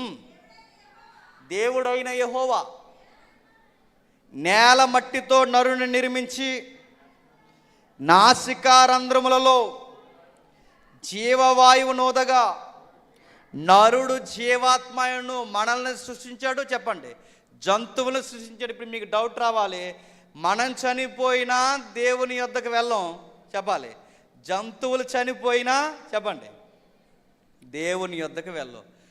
ఇప్పుడు మీకు డౌట్ రావాలి, మరి ఎక్కడికి వెళ్తామా చచ్చిపోయాక? శ్మశానాల్లో తిరుగుతామా, ఇంటి చుట్టూ తిరుగుతామా, సందులో, నిద్రపోయిన గదిలో, ఎక్కడికి వెళతాం? బైబిల్ ఒక మాట ఉంది, ప్యారడైజ్లోకి వెళతాం అంది. ప్యారడైజ్ అంటే ప్రకటన గ్రంథం నుంచి పాత నిబంధన గ్రంథాల వరకు రాయబడింది. ప్రభు నోట కూడా పలికాడు, ప్యారడైజ్ అంటే పరదేశి అని. పరదేశ్ అంటే దాన్ని రెస్ట్ ప్లేస్ అంటారు. ఏంటట? Rest place. దొంగ సిలువ మీద ఉంటాడు. దొంగ సిలువ మీద దొంగకి ప్రభు వాగ్దానం ఇస్తాడు. ఇక్కడి నుంచి అర్థమవుతుంది, జాగ్రత్తగా వినండి. ప్రభువా ఏంటి పరిస్థితి అని అడిగితే దొంగకు దేవుడు చెప్పింది ఏంటో తెలుసు, మీకు తెలుసు. ఆయన అంటాడు, నేడు నీవు నాతో కూడా పరదేశులో ఉంటావు అన్నాడు. ఇప్పుడు చెప్పండి, పరదేశులో ఉంటావంటే చనిపోయిన వాళ్ళు ఎక్కడికి వెళతారన్నమాట? పరలోకం కాదు, పరలోకం వేరు. చెప్పండి, పరదేశం వేరు. ఈ మాట నేను చెప్పలేదు, దిరుసుమరులో చెప్పాలి, ప్రభువే చెబుతున్నాడు. అంటే ఈ ఆత్మలు ఏవి పరలోకానికి వెళ్ళవా? వెళ్ళవు, ప్యారడైజ్ వెళతాయి. మరి పరలోకం వెళ్ళిపోతావని చెప్పింది ఎవరు? ఫ్లూటో చెప్పాడు, ప్రభు చెప్పలేదు. అదే మన పిల్లలకు చెప్తున్నాం. మనం ప్రభువు చెప్పింది మానేసాం, మరి ఎవరు చెప్పింది మన పిల్లలకు చెబుతున్నాం. ఫ్లూటో చెప్పింది, గ్రీకులు చెప్పింది, తాతయ్య దేవుడి దగ్గరికి వెళ్ళిపోయాడురా అని చెబుతున్నాం. ఇది ప్రభు బోధ కాదు, మీరు దొంగ బోధ, దయ్యాలు బోధ చెబుతున్నారు. ప్రభు అన్నాడు పరదేశంలో ఉంటావు. పరదేశంలో ఉన్నాడు. ఎన్ని రోజులు ఉన్నాడు ప్రభు? అది మళ్ళీ థియాలజీ పక్కన పెట్టండి. ఎన్ని రోజులు ఉన్నాడు? ఎన్ని రోజులు ఉన్నాడంటే 3వ రోజు ఆయన తిరిగి లేచాడు. అంటే ఎప్పటి వరకు ఈయన ఎక్కడున్నాడు? నేడు నాతో పాటు పరదేశంలో ఉంటావనంటే ప్రభు ఎక్కడున్నాడు? పరదేశంలో ఉన్నాడు. పరదేశం నుంచి ఎక్కడికి వచ్చాడు? భూలోకానికి వచ్చాడు. భూలోకానికి వచ్చి ఏం చేశాడు? విడవబడిన శరీరాన్ని చెప్పండి తిరిగి లేపేశాడు. ఇంకా దొంగ ఎక్కడున్నాడు? ప్రభు వచ్చేసాడులే, మరి దొంగ ఎక్కడున్నాడు? ఇప్పటికి ఈ రోజుకి, ఈ 29వ తారీఖు వరకు ఇప్పటికి ఈ రోజుకి దొంగ ఎక్కడున్నాడు చెప్పండి. తండ్రి దగ్గర, పరలోకం దగ్గర లేడు, మరి ఎక్కడున్నాడు? పరదేశులు ఉన్నారు. పరదేశులు ఎవరు ఉంటారు? అబ్రహాము చెప్పండి, ఇస్సాకు, యాకోబు, భక్తులందరూ ఉంటారు. లాజరు చనిపోయిన తర్వాత ఎవరు రొమ్మున ఆనుకోవడానికి వెళ్ళిపోయాడు? అబ్రహాము రొమ్మున ఆనుకోవడానికి వెళ్ళిపోయాడు. అంటే అబ్రహామీలందరూ, అంటే ప్రవక్తలు మొదలుకొని ఈ రోజు వరకు చనిపోయిన నీతిమంతులైన దైవజనుల వరకు వీళ్ళందరూ ఎక్కడుంటారంటే ప్యారడైజ్లో ఉంటారు. ఎక్కడుంటారు? ప్యారడైజ్. ప్యారడైజ్ అంటే హైదరాబాద్లో ఉంటుంది, అది కాదు. ఇంచోపు రెస్టారెంట్లు గుర్తొస్తాయి మనకి. ప్యారడైజ్ అంటే కక్క ముక్క డొక్క, అది కాదు. ప్యారడైజ్ అంటే ఏంటండి చెప్పాలి. ప్యారడైజ్ అంటే ఏంటి? పరదేశ్ అంటే ఏంటి? అందుకే కక్క ముక్క బాధినేమంటున్నాను. ప్యారడైజ్ అంటే ఉద్యానవనం అని అర్థం. ఏంటది? ఉద్యానవనం. ఇప్పుడు చెప్పండి, ఒకప్పుడు మన లైఫ్ ఎలా ఉండేదంటే, మనిషి అనగానే ఇందాక సోక్రటీస్ శిష్యులు అన్నారుగా, మీరు మా గురువు గారి శరీరాన్ని చంపగలుగుతున్నారు కానీ చెప్పండి ఆత్మను చంపలేర్రా, ఆత్మే ప్రాముఖ్యమైనదిరా, శరీరము నిష్ప్రయోజనం అన్నారు. అదే మాట మనం అందరం కూడా అంటాం. ఇప్పుడు గమనించాలి, శరీరం ప్రయోజనం లేనిదా అలా అని చెప్పిందా బైబిల్? శరీరము నిష్ప్రయోజనం అని బైబిల్ చెప్పిందా? శరీరము ఆత్మ కూడా ప్రయోజనం అని బైబిల్ చెప్పిందా? ఒకరు పలకరేటి, మళ్ళీ మొదటి నుంచి మొదలెట్నా? చెప్పండి మరి, చెప్పండి. శరీరము నిష్ప్రయోజనము, ఆత్మే ప్రయోజనకరమైనదని బైబిల్ చెప్పిందా? ఎక్కడా చెప్పలేదు. కానీ కొంతమంది బైబిల్ చదువర్లకు రెఫరెన్స్ గుర్తొస్తుంది. చూస్తారు ఒకసారి, చూడండి ఒకసారి. యోహాను సువార్త 6:63 అనుకుంటే ఒకసారి చూడండి. యోహాను సువార్త 6:63 శరీరము కేవలము నిష్ప్రయోజనము. చెప్పండి. ఇప్పుడు చెప్పండి. ఇందాక నేను ఏమని అడిగాను ప్రశ్న? ఆత్మ కలిగిన జీవులైతే చెప్పండి. ఇందాక నేను ప్రశ్న ఏమని అడిగాను? శరీరం నిష్ప్రయోజనం అని చెప్పింది ఎవరండి? ప్లేటో చెప్పాడు, సోక్రటీస్ చెప్పాడు, గ్రీకులు చెప్పారు, అన్య దేవతల బోధకుల యొక్క పూజారులు చెప్పారు. బైబిల్ ఏం చెప్పలేదు? చెప్పండి. శరీరం నిష్ప్రయోజనం అని చెప్పలేదు, శరీరం ప్రయోజనకరమైందని చెప్పింది అని చెప్పాను నేను. మరి ఇక్కడ వచనం ఏమనుంది చెప్పాలి. ఇక్కడ శరీరము నిష్ప్రయోజనము, చెప్పండి. ఆత్మయే జీవింపు. మరి ఉందగా బ్రదర్ జేమ్స్, ఉందని మీరు నన్ను అడగాలిగా, అడగరు. 11 అయిపోయింది. చెప్పండి. ఎప్పుడు ఇంతకీ ఇలాగ అయిపోయాం మనం. మరి నేను చెప్పినట్టు ఇక్కడ ఉందగా లేదంటావేంటి? ఉందగా అంటే ఉంది, కానీ కొంచెం అర్థం చేసుకుంటే మనం అనుకున్నట్టు అక్కడ లేదు. నీకు సందర్భం అర్థం కావాలంటే టైం ఇప్పటికే 11 అయిపోయింది, కొంచెం నేను త్వరగా తేల్చేస్తాను. ప్రభు ఒక ప్రసంగం చేస్తాడు. ఆ అధ్యాయం మీరు ఇంటికి అందరూ చదవండి. ఏమంటాడంటే, మీ పితరులు నిజమైన మన్నాను తినలేదు, నిజమైన మన్నాను నేనే. నాతో రేపు నిత్యత్వంలో మీరు ఉండాలి అంటే మీరు నా శరీరమును తిని నా రక్తమును తాగితే కానీ మీరు నాతో ఉండలేరని ఒక ప్రసంగం చేస్తే చాలామంది భక్తులు, శిష్యులు ఇది అర్థం అవుతుంది. ఎందుకంటే ఇలాంటి ప్రసంగాలు అర్థం కాదు కదండి. వాళ్ళు ఏమన్నారంటే, ఇదేంటంటే ఇలాంటి విడ్డూరమైన ప్రసంగాలు చెప్తాడు, వీడు శరీరాన్ని తినమంటాడు, రక్తం. ఆయన శరీరాన్ని తింటే ఊరుకుంటాడంటే చెయ్యి తిన్నెత్తాడా? రక్తం తాగనిస్తాడా? వీడు శరీరాన్ని రక్తాన్ని తాగమంటాడు. ఎస్, ఇలాంటి ప్రసంగాలు చెప్తే ఇక్కడి నుంచి ఉండవని.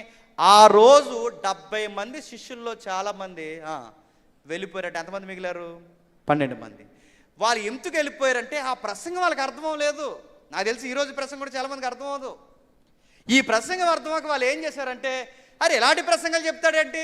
శరీరాన్ని తినమంటాడు, శరీరాన్ని ఎవడు తినేస్తాడు? మనం ఏమన్నా నరమాంస భక్షకులమా? శరీరాన్ని తింటే ఆయనతో ఉంటాడు, తినలేడు వెళ్ళిపోమంటాడేంటి అని వెళ్ళిపోతున్నప్పుడు శిష్యులకు వివరిస్తున్నాడు. ఒరే అయ్యా, శరీరాన్ని తినమంటే డైరెక్ట్ శరీరాన్ని తినేయడం కాదు, రక్తాన్ని తాగమంటే డైరెక్ట్ రక్తాన్ని తాగడం కాదు. మీరు శరీరాన్ని తినేస్తే ఆ శరీరాన్ని తినడం వలన నిష్ప్రయోజనము. శరీరము చెప్పండి, అంటే నా శరీరాన్ని మీరు ఇలా తినేస్తే నిష్ప్రయోజనం. నేను చెబుతున్నవి ఏంటంటే, నేను చెబుతున్న మాటలు ఇప్పుడు చదవండి. 63వ వచనంలో ఏమనుందో,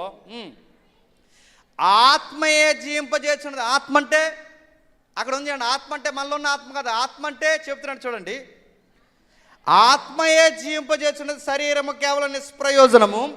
నేను మీతో చెప్పి ఉన్న ఈ మాటలు ఆత్మ, చెప్పండి, జీవము. ఇక్కడ ఆత్మ అంటే ఎవరు? వాక్యము. ఇక్కడ శరీరం అంటే ఏంటి? ఆయన చెప్పినది పాటించడం. అంటే శరీరం నిష్ప్రయోజనం అంటే ఈ శరీరం కాదు. నా శరీరాన్ని శరీరంలా తినేస్తే ప్రయోజనం చెప్పండి లేదు. నేను చెప్పిన ఆత్మ సంబంధమైన వాక్యం మీకు అర్థమైతేనే అప్పుడు ఆ వాక్యం మిమ్మల్ని ఏం చేస్తుంది? జీవింపజేస్తుంది. ఇప్పుడు చెప్పండి, ఎక్కడ మనం చూసినా శరీరం నిష్ప్రయోజనం అని ఉందా? లేదు. మరి ప్రయోజనకరమైన శరీరము ఎందుకు నిష్ప్రయోజనంగా మారిపోయిందంటే ఇక్కడ జాగ్రత్త వినాలి. తోటలో, ఉద్యానవనంలో పాపం జరిగింది. ఏ ఉద్యానవనం? ప్యారడైజ్ అని ఏదైతే మనం పదం ఈరోజు మనం ఆలోచిస్తున్నామో అసలు ప్యారడైజు ఆది కాండంలో ఉండేది, తెలుసు కదా. ఆది కాండం, దాన్ని ఏదేని తోట అన్నారు. క్రొత్త నిబంధనలో దాన్ని ఏమంటున్నారంటే ప్యారడైజ్. అంటే ఆ తోటలో ఏం జరిగింది? పాపం జరిగింది. ఏం పాపం జరిగింది? దేవుడు వద్దన్న పని చేశారు. వద్దన్న పని చేసి ఆయన స్వభావానికి విరుద్ధమైన పని ఎప్పుడైతే చేశారో, వీళ్ళు చేసిన పనికి ఏమైందంటే, ఇక్కడ జాగ్రత్తగా వినాలి, ఏమైందంటే వీళ్ళు చేసిన పాపానికి సృష్టి తన రూపాన్ని కోల్పోయింది. ఆదామవ్వలు తప్పు చేస్తే దేన్ని శపించాడండి? నేలను శపించాడు. ఆదామవ్వలు తప్పు చేస్తే జంతువులను శపించాడు.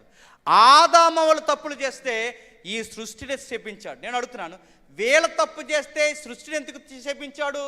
మన బతుకు చెప్పండి దీనితోనే అనుసంధానమైంది కనుక. మనకి దేవుడు దెబ్బ గుర్తు రావాలంటే వర్షాలు పడకుండా ఉంటే గుర్తొచ్చేస్తాడు, తెలుసా. ఎండాకాలం ఎండలు ఎక్కువైపోతే గుర్తొచ్చేస్తాడు, తెలుసా. మనకి బాగా వినాలి, దేవుడు మనకు పాఠాలు నేర్పించడానికి 5 ఏళ్ళు నోట్లోకి వెళ్ళకుండా ఎక్కడ సిస్టమ్ మార్చేస్తాడు చెప్పండి? సృష్టిలో మార్చేస్తాడు. అంటే ఇప్పుడున్న సృష్టి ఇది ఒరిజినల్ సృష్టి కాదు. మరి ఏమైంది? ఆదామవ్వలు పాపం చేసిన తర్వాత చెప్పండి సృష్టిని దేవుడు శపించాడు. అంటే ఇది ఒరిజినాలిటీ కోల్పోయింది. దీని ఒరిజినాలిటీ కోల్పోయింది కనుక మళ్ళీ దీనికి ఒరిజినల్ రావాలి అంటే ఈ సృష్టి ఏమవ్వాలి? ఇందాక పేతురు గారి విషయం మర్చిపోకుండా ముగించేస్తున్నాను. ఏమవ్వాలి? సృష్టి ఏమవ్వాలి? సృష్టి మళ్ళీ పుట్టాలి. అంటే పాత స్థితిలోకి రావాలి, పునఃస్థితిలోకి రావాలంటే నిలబడిన ఈ సృష్టి పతనమయ్యింది. ఈ కొండలు ఈ మేఘాలు చూసి ఎంత మురిసిపోతే అసలు ఇది కాదు ఒరిజినాలిటీ. అసలుతో చూస్తే మనం ఆశ్చర్యపోతాం. ఆ జీవితం ఎంత బాగుండేదంటే ఏదేను తోట చరిత్ర చదివితే మనకు అర్థం అవుతుంది. ఆ తోటలో ఏముంటాయి? జీవవృక్ష ఫలాలు ఉంటాయి. ఆ తోటలో ఏముంటాయి? రేపు పొద్దున ఇడ్లీయా, దోశ, చపాతీయా, పెసరట్టు ఉప్మా ఏమి ఉండవు అక్కడ. ఏట్రా అలా పొట్ట ఎక్కువైపోయిందంటే ఆయిల్ ఫుడ్ తినేసాను అలాంటివి ఉండవు అక్కడ. ఏట్రా ఇలాగైపోయావంటే ఈ మధ్య కళ్ళు కనబట్టలేదు ఇలాంటి న్యూస్లు ఉండవు అక్కడ. అక్కడ ఎలా ఉంటుంది తెలుసా? అక్కడ జీవాహారం ఉంటుంది. బాగా వినండి, జీంపజేసే వృక్ష ఫలాలు అక్కడ ఉన్నాయి. ఆ ఫలాలు తింటారు. వండుకునే పని లేదు, అరగట్లేదనే గొడవ లేదు. మరో మాట చెప్పాలంటే ఈ దేహానికి వస్త్రాలే లేవు. దేహానికి వస్త్రాలు లేకపోవడం అంటే ఒక మహిమా వస్త్రం వలన అలా కప్పు ఉండేది. నేను ఈ లైట్ ఉంది, ఈ లైట్ని చూసారు, లోపల ఫిలమెంట్ ఉంటుంది. ఆ లోపల ఉన్న ఫిలమెంట్ మనకు కనబడదు, అది ఆరిపోతే కనబడుతుంది. నా మాట్లాడుతుంది, ఆరిపోతే కనబడుతుంది. ఇప్పుడు ఈ వెలుగు బాగా వినాలి, ఆ ఫిలమెంట్కి ఈ వెలుగు ఏమైంది? వస్త్రం అయిపోయింది. అంటే లోపల ఉన్నవి ఏమీ కనబడకుండా ఈ వెలుగు ఏమైంది? దాన్ని కప్పేసింది. ఆ రోజు మనుషులు కూడా, ఆది మనుషులు కూడా వీళ్ళ పాపం చేయకముందు వీళ్ళకి వస్త్రాలు లేవు. మహిమ ఏం చేసింది చెప్పండి? వీళ్ళని కప్పేసింది. పాపం ఎప్పుడైతే చేశారో ఏం పోయింది చెప్పండి? మహిమ పోయింది. మహిమ పోయినట్టు ఏమొచ్చింది చెప్పండి? సిగ్గు వచ్చింది. సిగ్గు రావడం వచ్చిందా? రోగాలు వచ్చాయి. రోగాలు తాగేమా? ఆయుష్ తగ్గిపోయింది. ఆయుష్ తగ్గిపోయిందా? శరీరం కుసించిపోయింది. అంటే ఇది ఒరిజినాలిటీ కాదంటే కాదు. ఈ దేహానికి ఒకప్పుడు సావు లేదు, ఈ శరీరానికి ఒకప్పుడు మరణం లేదు, ఈ ఆత్మ శరీరం విడిపోయే గొడవ లేదు. మన పితరులు తప్పు చేశారు కనుక, దేవునికి విరుద్ధమైన పని చేశారు కనుక శరీరము చెప్పండి ఆత్మ విడిపోయింది. మన గుండెల్లో ఎప్పుడు గుర్తుపెట్టుకుని ఒక తృష్ణ ఉంటుంది. మీరు ఎప్పుడైనా గమనించారు లేదో? ఆ తృష్ణ ఏంటో తెలుసా? ఎప్పుడు యంగగా ఉండాలనుకుంటాం. ఆ ఆశ ఎక్కడి నుంచి వచ్చింది? మీరు నవ్వుకోకండి, నేను సీరియస్గా చెప్తున్నాను. అది ఆశ ప్రతి ఒక్కరికి ఉంటుంది. చిన్నమ్మకి, పెద్దమ్మకి, వయసు అయిన ముసలిదానికి కూడా సవరం వేస్తుంది. ఎందుకు? యంగగా ఉండాలి. అంటే ఈ దేహం ఎప్పుడు యంగగా కనబడాలన్న ఆశ మనకుందా లేదు చెప్పండి? ఆశ నెరవేరుతుందా? తెల్లంటికలు వస్తున్నాయి, చూస్తుండగా చర్మం ముడతలు పడిపోతుంది, చూస్తుండగా దేహం రోజు రోజు కుసించిపోతుంది. షుగర్లు, బీపీలు, ఈ నిద్ర పట్టకపోవడం ఏంటి ఇవన్నీ అంటే ఎక్స్పైర్ అవుతుంది. కానీ ఆశ ఉంది మనకి ఎప్పుడు యవ్వనంగా ఉండాలి. అందుకే మన ముఖానికి క్రీములు రాస్తాం, మన తెల్లంటికి రంగులేస్తాం, నచ్చిన బట్ట నచ్చిందో లేదో 70 సార్లు అద్దంలో చూసుకున్నంటే లోపల ఆశ పెట్టింది, ఆ డిజైర్ పెట్టింది ఎవరో తెలుసా? దేవుడే పెట్టాడు. మనిషి ఎప్పుడు యవ్వనంగా జీవించాలన్న ఆ డిజైర్ దేవుడే పెట్టాడు. ఆ డిజైర్ నెరవేరట్లేదు. అంటే ఒకప్పుడు మనం ఎప్పుడు నిత్య యవ్వనముగా ఉండేవాళ్ళం. అది ఆదామవలు ఏదైనా మనవలు ఉండేది జీవితం. ఎక్కడుండేది? ఏదైనా మనవలు ఉండేది. అక్కడ శరీరం వాలిపోదు, వైరస్లు ఉండవు, రోగాలు ఉండవు, వండుకునే గొడవ ఉండదు, ఆకలి దప్పులు లేవు. ఇలాంటి ఉన్నతమైన జీవితం పాడైపోయింది. ఈ జీవితం అంటే ఈ దేహం పాడైపోవడమే కాదు, ఈ సృష్టి కూడా ఏమైంది చెప్పండి? పాడైపోయింది. మళ్ళీ ఈ పాడైపోయిన ప్రపంచమంతా బాగుపడాలి అంటే ప్రపంచ పునర్జన్మ జరగాలి. ఆ పునర్జన్మ ఎప్పుడు జరుగుతుంది? ప్రభువైన యేసుక్రీస్తు రెండవ రాకడలో జరుగుతుంది. అప్పటి వరకు ఈ సృష్టిట ముక్కుతూ మూలుగుతూ ఎప్పుడు ఈ దాసత్వాన్ని వదిలేస్తానా, నూతన సృష్టిగా ఎప్పుడు మారతానా అని ఇది అలా ఓర్చుకొని మనుషులకు సేవ చేస్తుందంట. అంటే సృష్టికి కూడా ఏ డిజైర్ ఉంది చెప్పండి? నేను మళ్ళీ నూతనంగా ఎప్పుడు అవుతానని. మనకి ఏ డిజైర్ ఉంది చెప్పండి? ఎప్పుడు నేను యంగ్స్టార్గా ఎప్పుడు ఎలా ఉంటానన్న డిజైర్ మనకుంది. అందుకే ఆ రిలయన్స్ అనంత అంబానీ గారు వాళ్ళ అమ్మని చూసారా? 60 సంవత్సరాల దగ్గరకు ఉందండి ఆవిడ. ఇంకా పిల్లల రెడీ అవ్వద్దు, మీరు చూడండి. ఆవిడే కదా, మనం రెడీ అవుతాం కాదు, ఏమని అనుకుంటారని కొంచెం అలా అలా సర్దే వచ్చేద్దాం. రెడీ అవ్వ మనం అంతే. ఎవరికైనా నాకుంటుంది ఎప్పుడు ఒకేలా కనబడాలి, చక్కగా ఉండాలని. ప్రతి ఒక్కరికి డిజైర్ తప్పు కాదండి, కానీ ఆ డిజైర్ అంటే నేను ఫిట్గా ఆరోగ్యంగా ఉండాలి, మంచిగా ఉండాలి, సొసైటీలో బాగా కనబడాలి, ఈ డిజైర్ ఉండడం తప్పు కాదు. కానీ ఇది నెరవేరట్లేదు. ఇది ఎప్పుడు నెరవేరుతుంది అంటే యేసు ప్రభు రెండో రాకడలో నెరవేరుతుంది. అంటే ఇప్పుడు చనిపోయిన ఈ పెద్ద ఆయన కానీ, ప్రభువునందు నిద్రించిన ఎవరైనా కానీ చనిపోతే 2 ప్రాంతాలకు వెళ్తారు. మేలు చేసిన వారైతే అబ్రహాము దగ్గరికి పోతారు, సత్క్రియ ప్రభువు చెప్పినట్టు బతికితే. కీడు చేసిన వాడైతే యాతన పడుతున్న ధనవంతుడు ఉన్నాడే అక్కడికి పోతారు. అయితే ఇప్పటి వరకు మనం రెస్ట్లో ఉంటాం. ప్రభు వచ్చినప్పుడు ఇప్పుడు ఆత్మ అక్కడికి పోయింది, అక్కడ ఉంది. ఎక్కడ? పరదేశంలో ఉంది. దీనికి ఒక డిజైర్ ఉంది లోపల, మళ్ళీ నా శరీరాన్ని ఎప్పుడు ధరించుకోవాలి అంటే దేహానికి బాగా వినాలి. ఆత్మకు దేహాన్ని ధరించకపోతే ఆత్మకి తృప్తి ఉండదా అంటే బైబిల్ అంటుంది తృప్తి లేదు. ఎందుకంటే తెలుసా? వస్త్రాలు లేని దేహం ఎంత సిగ్గుకరంగా ఉంటుందో, దేహం లేని ఆత్మ కూడా దిగంబరత్వంతో ఉన్నట్ట బాధ ఉంటుంది. అది పౌలు అన్నాడు. ఒకసారి చూడండి, 2 కొరింథీయులకు రాసిన పత్రిక ముగించేసుకుందాం. కొరింథీయులకు రాసిన 2వ పత్రిక 5వ అధ్యాయం. కొరింథీయులకు రాసిన 2వ పత్రిక 5వ అధ్యాయం. కొరింథీయులకు రాసిన 2వ పత్రిక 5వ అధ్యాయం మొదటి వచనం నుండి. భూమి మీద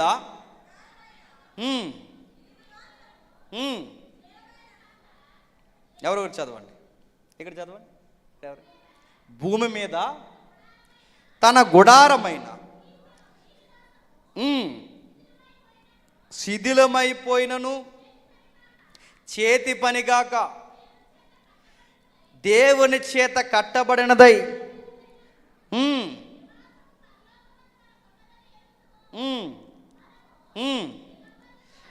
మనము దిగంబరులము కాక శరీరముతో ఆత్మ కలిసి లేకపోతే ఎలా ఉంటుందట?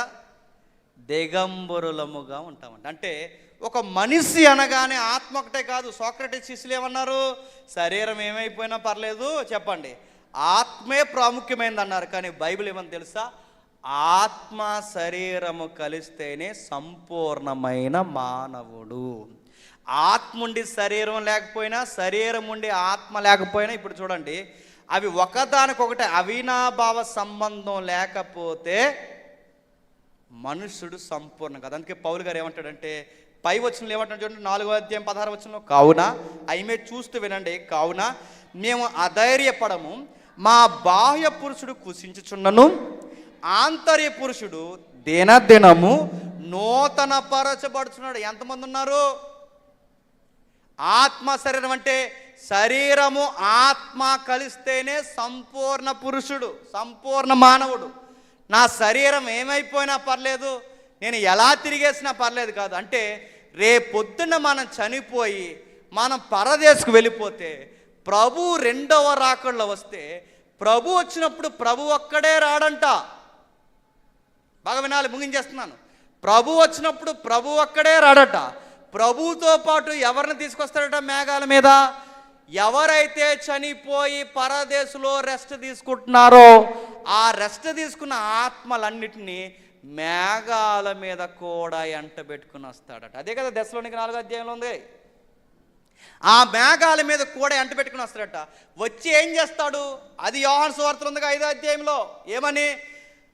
ఆత్మలు ఇలలోకి వచ్చిన తర్వాత తమ తమ వరుసల్లో మనుషుల దేహాలు తిరిగి లేస్తా, అంటే ఈ దేహాలు తిరిగి లేచి ఆత్మలు యేసు ప్రభు తీసుకొచ్చి ఈ రెండు ఏమవుతాయి చెప్పండి?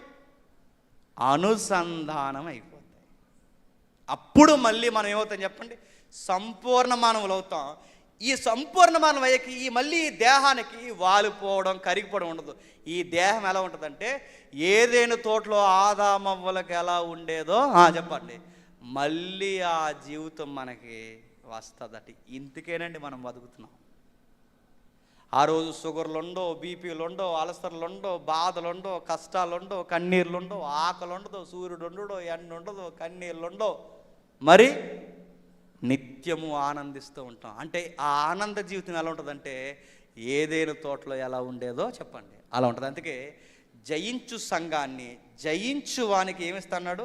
నా పరదేశంలో జీవవృక్ష ఫలమును చెప్పండి తినిపిస్తాను. అంటే పరదేశం అనగానే ఏం చెప్పాను ఇందాక? ఉద్యానవనం. అంటే ఏ వనములో మన జీవితం పాడైపోయిందో చెప్పండి, మళ్ళీ వనములోకే మనం వెళ్ళబోతున్నాం. ఇప్పుడు మీకు డౌట్ రావాలి. ఇది ఒక్కటి అర్థమైతే దేవునికి నేను స్తుతులు చెప్పి ముగించేస్తాను.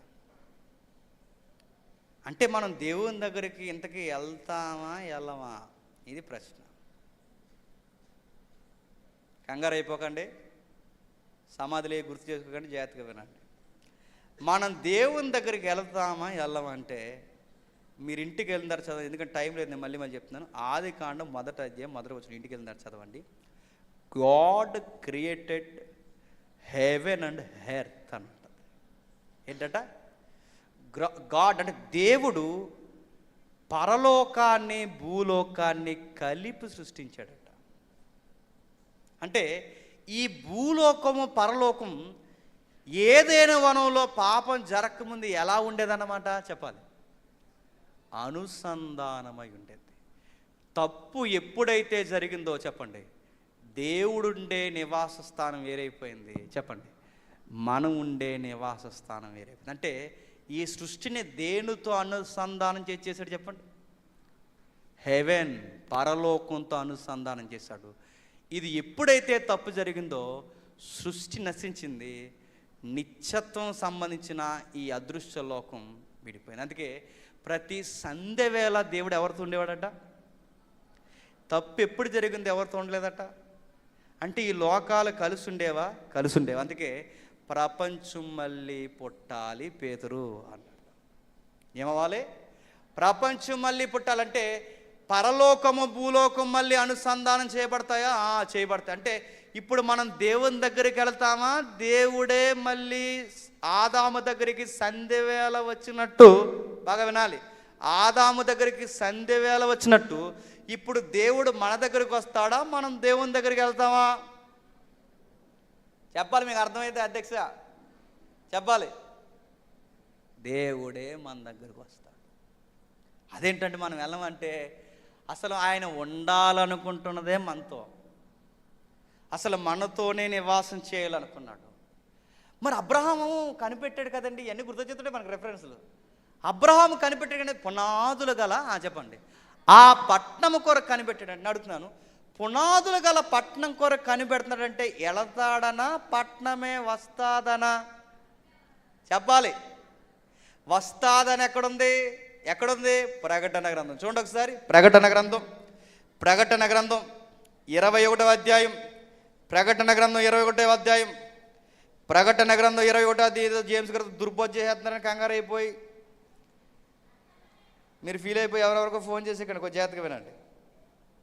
ప్రకటన గ్రంథం 21వ అధ్యాయం 1వ వచనం. అంతటా నేను క్రొత్త ఆకాశము, ఇందాక మత్తయి వార్త చదవంగా కొత్త ఆకాశము చెప్పండి, క్రొత్త భూమి. పేతురు చెప్పాడుగా ప్రపంచ పునరుజ్జనం అంటే కొత్త ఆకాశము క్రొత్త భూమి, క్రొత్త ఆకాశము, క్రొత్త భూమి. కిందకి క్రొత్త ఆకాశము, క్రొత్త భూమిని, మొదటి ఆకాశం, మొదటి భూమి గతించిపోయిన ప్రశ్న. మొదటి ఆకాశం, మొదటి భూమి గతించిపోతే, బాగా వినాలి, మొదటి ఆకాశం, మొదటి భూమి గతించిపోతే మళ్ళీ ఇంకో భూమి, ఇంకో ఆకాశం వస్తుందనా? కాదు కాదు, కొంచెం జాగ్రత్తగా వినాలి. ఈ భూమే నూతన భూమి అవుద్ది, ఈ ఆకాశమే చెప్పండి నూతన ఆకాశం. కాకపోతే ఆ పాత స్వరూపం గతించిపోద్ది. ఎట్లా అంటే ఇప్పుడు మనం చచ్చిపోయాం, మనం తీసుకెళ్ళి ఏం చేస్తున్నారు? కప్పెట్టేస్తున్నారు. మనల్ని కప్పెట్టిన తర్వాత ఏమవుతుంది? కలిసిపోతుంది. మరి ప్రభు తిరిగి వచ్చినప్పుడు మళ్ళీ ఆ దేహం ఏమవుతుంది? తిరిగి లేస్తుంది. అంటే ఇప్పుడు ఈ పునరుద్ధాన దేహమే, బాగా వినాలి, ఈ పునరుద్ధాన దేహమే ఎందులో ఉంది? ఈ దేహంలో ఉంది. ఈ దేహమే చెప్పండి మహిమ దేహం అవుతుంది. మహిమ దేహమే ఈ దేహాన్ని ధరించుకోబోతుంది. ఇది మీకు అర్థమైతే ఈ భూమే నూతన భూమి అవుద్ది, ఈ ఆకాశమే చెప్పండి నూతన ఆకాశం. అంటే ఈ ప్రపంచం మళ్ళీ పునఃస్థాపన జరుగుద్ది. ఎలా? ఏదేను తోటలో ఎంత బాగుండేదో సృష్టి, ఆ పునఃస్థాపన జరుగుద్ది. జరిగితే సముద్రమిక లేదు, మరియు నూతనమైన యెరూషలేమును, ఆ పరిశుద్ధ పట్టణం, బాగా వినాలి, ఇజ్రాయేల్ దేశంలో ఉండే పట్టణం యెరూషలేము. పరలోకంలో కూడా ఒక పట్టణం ఉంది, దాని పేరు కూడా యెరూషలేము.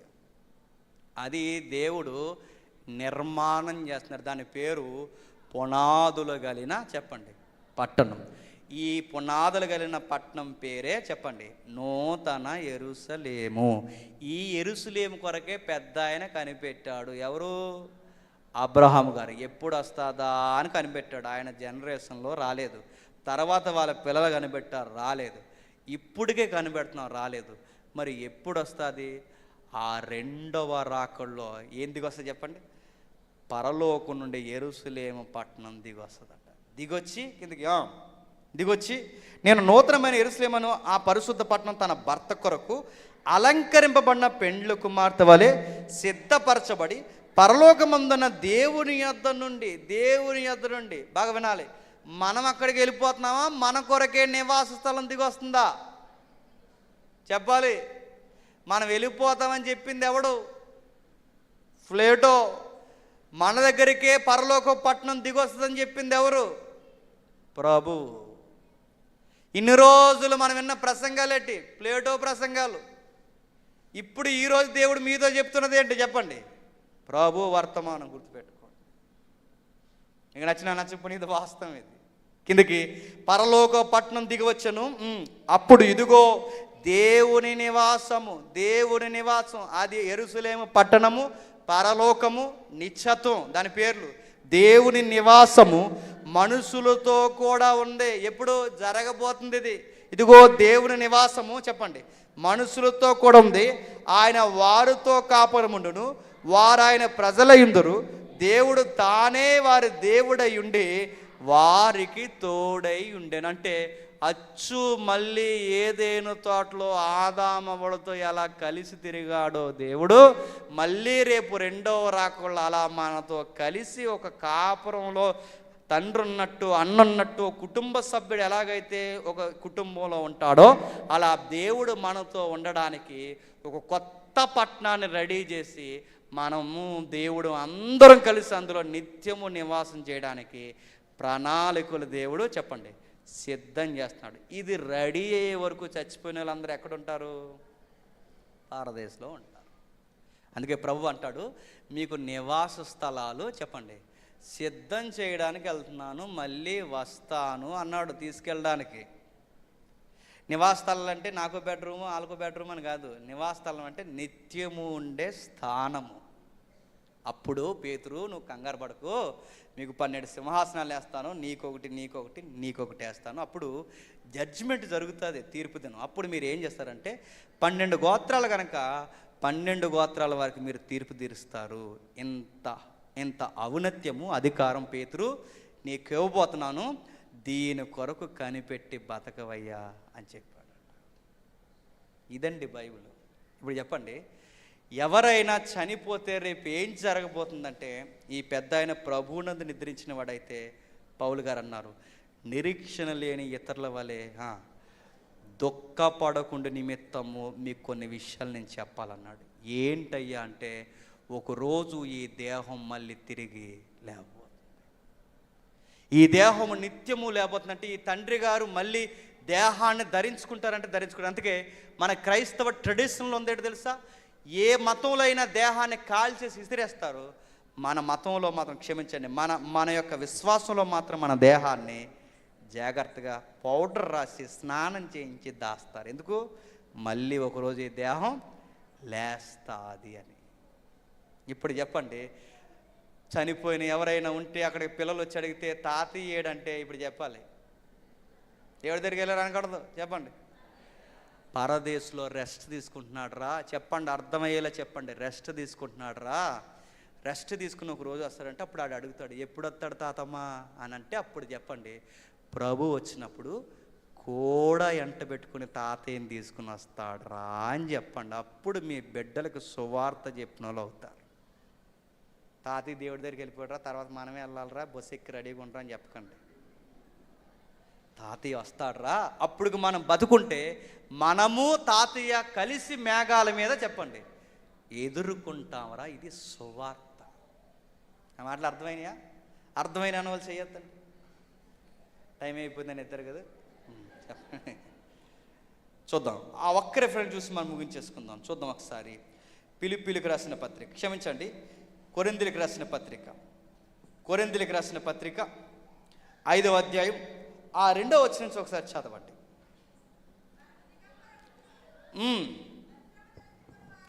వస్త్రము ధరించుకున్న వారముగా కాబట్టి పరలోకం నుండి వచ్చు మన నివాసం. చెప్పండి, మనం పరలోకం వెళ్తామా? పరలోకం నుండి నివాసం మనకు వస్తుందా? పరలోకం నుండి మన మీదకి వచ్చి నివాసం కొరకు అపేక్షించు. ఏమన్నాడండి? అపేక్ష అంటే ఆశ. ఇందాక చెప్పానుగా, ప్రతి ఒక్కరికి ఒక డిజైర్, ఒక కోరిక ఉందని. ఆ కోరికని చెప్పండి, మనము ఒక నిత్యమైన యవ్వన దేహాన్ని ధరించుకోవాలన్నా చెప్పండి ఆశ మనకుంది. ఆశ, అపేక్ష. నేను అడుగుతున్నాను, పేర్లనోలి రాస్తున్నాం, పేడ రాసినట్టు రాస్తున్నాం, ఉంటుందా? నున్నగా పోతుంది. ఆశ అయితే నున్నగా ఉండాలని ఉంటుందా? అవి తినకూడదు, ఇవి తినకూడదని కొన్ని మానేస్తున్నాం, ఉంటున్నామా? 4 రోజులు, 1 నెల రోజులు ఏమి తినకుండా ఉంటాం. ఇలాంటి ఏదైనా ఫంక్షన్కి వస్తే కక్క ముక్క మనకు కనబడితే ఆ రోజు మొత్తం 4 రోజులు ఉపవాసం, ఆ పాయే మొత్తం ఆ రోజు తిని మళ్ళీ ట్యాంక్ వచ్చేస్తుంది. మనకు ఆశ ఉంది సన్నగా ఉండాలని, మనకు ఆశ ఉంది నున్నగా ఉండాలని, మనకు ఆశ ఉంది ఒక మంచి దేహం, రోగాలు లేని దేహం ధరించుకోవడం నాకు అపేక్ష ఉంది. అది దేవుడే పెట్టాడు, అది నెరవేరట్లేదు. మనం ఎన్ని మెడిసిన్ వాడినా నెరవేరట్లేదు, ఎంత ఫుడ్ కంట్రోల్ పెట్టినా నెరవేరట్లేదు. మరి ఇది నెరవేరుతుంది అన్నాను గ్యారంటీ ఏంటి? ఆ ఫెయిర్ అండ్ లవ్లీ వాడు అన్నాడు 7 వారాల నిగారింపు, ఆడి గ్యారంటీ ఇచ్చాడా? ఆ మంత్రులు చచ్చినారని చెప్తున్నాడు, ఆయనకి తెల్లంటికలు రాకుండా ఉన్నాయా? నేను అడుగుతున్నాను. చాలామంది చిట్కాలు చెప్తున్నారు, వాళ్ళు చనిపోకుండా ఉన్నారా అంటే అందరూ చెప్తున్నారు. ఆ డిజైర్ని ఎవరు నెరవేర్చట్లేదు. ఇది నెరవేరుతాడానికి గ్యారంటీ కార్డు ఎక్కడుంది? ఎక్కడా లేదు. కానీ ఇది నెరవేరుతాడానికి మనకు ఒక గ్యారంటీ కార్డు క్రైస్ట్లో ఉందంట. ఎక్కడా ఒక్కసారి చూడండి. ఫిలిప్పీలకు రాసిన పత్రిక మొదటి అధ్యాయం, ఫిలిప్పీలకు రాసిన పత్రిక మొదటి అధ్యాయం, క్షమించండి, కొరింథీయులకు రాసిన రెండో పత్రిక మొదటి అధ్యాయం 21-22 వచనం చూడండి. మీతో కూడా క్రీస్తునందు మనల్ని స్థిరపరిచి అభిషేకించువాడు దేవుడే. ఆయన మనకు ముద్ర వేసి మన హృదయాలలో మనకు ఆత్మను సంచకరువును అనుగ్రహించి ఉన్నాడు. ముద్ర అంటే తెలుసా? Stamp, seal, guarantee card. అంటే మన హృదయాల్లో ఉన్న ఆ అపేక్ష, ఆ కోరిక నెరవేరుతాది అని మనకి గ్యారంటీ కార్డు సీల్ ఎవరేశారట? పరిశుద్ధాత్ముడి చేత వేయించాడట. అంటే రేపన్న నాడు ఒక యవ్వన దేహాన్ని, వాడబారిన దేహాన్ని, నిత్యము జీవించే దేహాన్ని నేను ధరించుకుంటాను, ఆ ఆశ నెరవేరుద్ది అన్న ఆ కోరికకి గ్యారంటీ కార్డు ఎవరంట మన హృదయాల మీద? చెప్పండి, పరిశుద్ధాత్ముడు చేత ముద్రేశాడు. అంటే ప్రతి క్రైస్తవుడు ఏం కనిపెట్టుకుని బతుకుతాడంటే, ఇప్పుడు నిద్రిస్తున్నాను, మళ్ళీ ఒకరోజు తిరిగి లేస్తాను. ఇది మన గుండెల్లో బలంగా ఉంది. మన పీకల మీద కత్తెట్టినా మనం ఏం చెప్తాం తెలుసా? మేము చచ్చిపోయినా మళ్ళీ చెప్పండి బతుకుతాం. పరిశుద్ధాత్ముడు ఉంటే మన మాటలు అలా ఉంటాయి. పరిశుద్ధాత్ముడు లేకపోతే నా దేహం ఏమైపోయినా పర్లేదు, నా ఆత్మని చేసుకుంటాడులే అంటాం. గుర్తుపెట్టుకోండి, ఆత్మ ముఖ్యమే, శరీరము ముఖ్యం. అందుకే ప్రస్తుతానికి ఆత్మలు మాత్రమే దేహాలు విడిచి వెళ్తున్నాయి గనక పరదేశ రెస్ట్లో ఉంటున్నాయి. ఒకరోజు ఈ ఆత్మల భూలోకానికి వస్తాయి, దేహాలు ధరించుకుంటాయి. దేహాలు ధరించుకుని ఇప్పుడు పరదేశకెళ్ళో దేవుడు ఏదైతే పునాదులు కలగ నిత్యమైన పట్టణము పరలోకపు స్వాస్థ్యం రెడీ చేశాడో అప్పుడు అందరము కలిసి, ఇక ప్యారడైజ్ ఉండదు, మనం అందరం కలిసి ఏమవుతుందో తెలుసా? ఆ నిత్య పరలోకపు పట్టణంలో అడుగులు పెడతాం. అదే మన దగ్గరకు వస్తుంది. మరి అప్పుడు పరదేశం ఏమవుద్ది? మీరు ఇంటికి వెళ్ళిన తర్వాత చదవండి, చాలా రెఫరెన్స్ ఉన్నాయి. ఏమవుద్దంటే పరదేశు వేదనకరమైన స్థలం రెండు ఒక్కటైపోయి దాని పేరు పాతాళం అవుద్ది. పాతాళంలో ప్రస్తుతానికి 2 స్థలాలు ఉన్నాయి, పరదేశు, యాదనకరమైన స్థలం. అంటే పాతాళం 2 ప్లేసులు. ఈ 2 ఒక్కటైపోతే అది పాతాళం అయిపోద్ది. మనుషులు దేవదూతలు పూర్తిగా నశించిపోవడానికి మాట వినని వారు అందరూ నశించిపోతారు. ఆయన యందు విశ్వాసం ఉంచిన వారు ఆయన 2వ రాకడలో నూతన దేహాలతో తిరిగి లేస్తారు. అందుకే పరలోకంలో రేపు పొద్దున ఏముంటాయి అంటే పనికి తగ్గ ప్రతిఫలాలు ఉంటాయి. పేతురు అడిగాడు, రివార్డ్స్ అవార్డ్స్ ఉంటాయంటే రివార్డ్స్ అవార్డ్స్ కాదు, సింహాసనం ఉంటుంది, కంగారు పడక అన్నాడు దేవుడు. జడ్జిమెంట్ ఇస్తా ఉన్నాం ఆ రోజు. అందుకే పౌలు కూడా అంటాడు, మీరు ఈ లోకానికి తీర్పు తీర్చువారే ఉన్నారని మీరు ఎరుగరా. అంటే రేపు ఈ లోకానికి క్రైస్తవులు అందరూ ఏం చేస్తారు చెప్పండి? తీర్పు తీరుస్తాం. ఆ 12 మంది ఇశ్రాయేలుకి తీర్పు తీరిస్తే మిగిలిన లోకానికి ఆయన నమ్మిన బిడ్డలైన మనం చెప్పండి తీర్పు తీరుస్తాం. ఇది నిరీక్షణ కలిగిన జీవితం. ఒకవేళ ఈ పెద్ద ఆయన వెళ్ళిపోతే నీకు నాకు ఏం నేర్పిస్తున్నాడు అయ్యా అంటే, నేను వెళ్ళిపోయాను రెస్ట్ ప్లేస్లోకి, ఆ తర్వాత రావాల్సింది మీరే. ఈ జ్ఞాపకార్థ సభలో ఈ పునరుద్ధానాన్ని జ్ఞాపకం చేసుకోండి. ప్రభు మనకు నేర్పించింది అదే. నేను ఎలాగైతే తిరిగి లేచానో మరలా మిమ్మల్ని అలా తిరిగి లేపడానికి నేడో రేపో రాబోతున్నాను. క్రైస్తవ నిరీక్షణ ఊపిరి ఏంటయ్యా అంటే ఆయన ఎప్పుడు వస్తాడా అని ఎదురు చూడడమే మన నిరీక్షణ. ఆయన వచ్చినప్పుడు సృష్టి నూతనంగా మారుతుంది, మనం నూతనంగా మారుతాం. నూతన సృష్టి, నూతన జీవితం, నూతన దేహాలు. మరి అప్పుడు జంతువుల ఆత్మలు ఏమవుతాయి? అవి కూడా నూతనంగా మారుతాయి. మరి అప్పుడు ఏ ట్రాన్స్ తీసుకుంటే తెలియదు కానీ సృష్టిలో మరొక రూపాన్ని తీసుకుంటాయి. అన్నమాట అర్థమైందా? అర్థమైన వారు ధన్యులు, అర్థం కాని వారు మీ ఆత్మలకు మీరే ఉత్తరవాదులు. దేవుడు త్వరగా వచ్చును గాక. ఆమేన్. ప్రార్థన చేసుకోండి.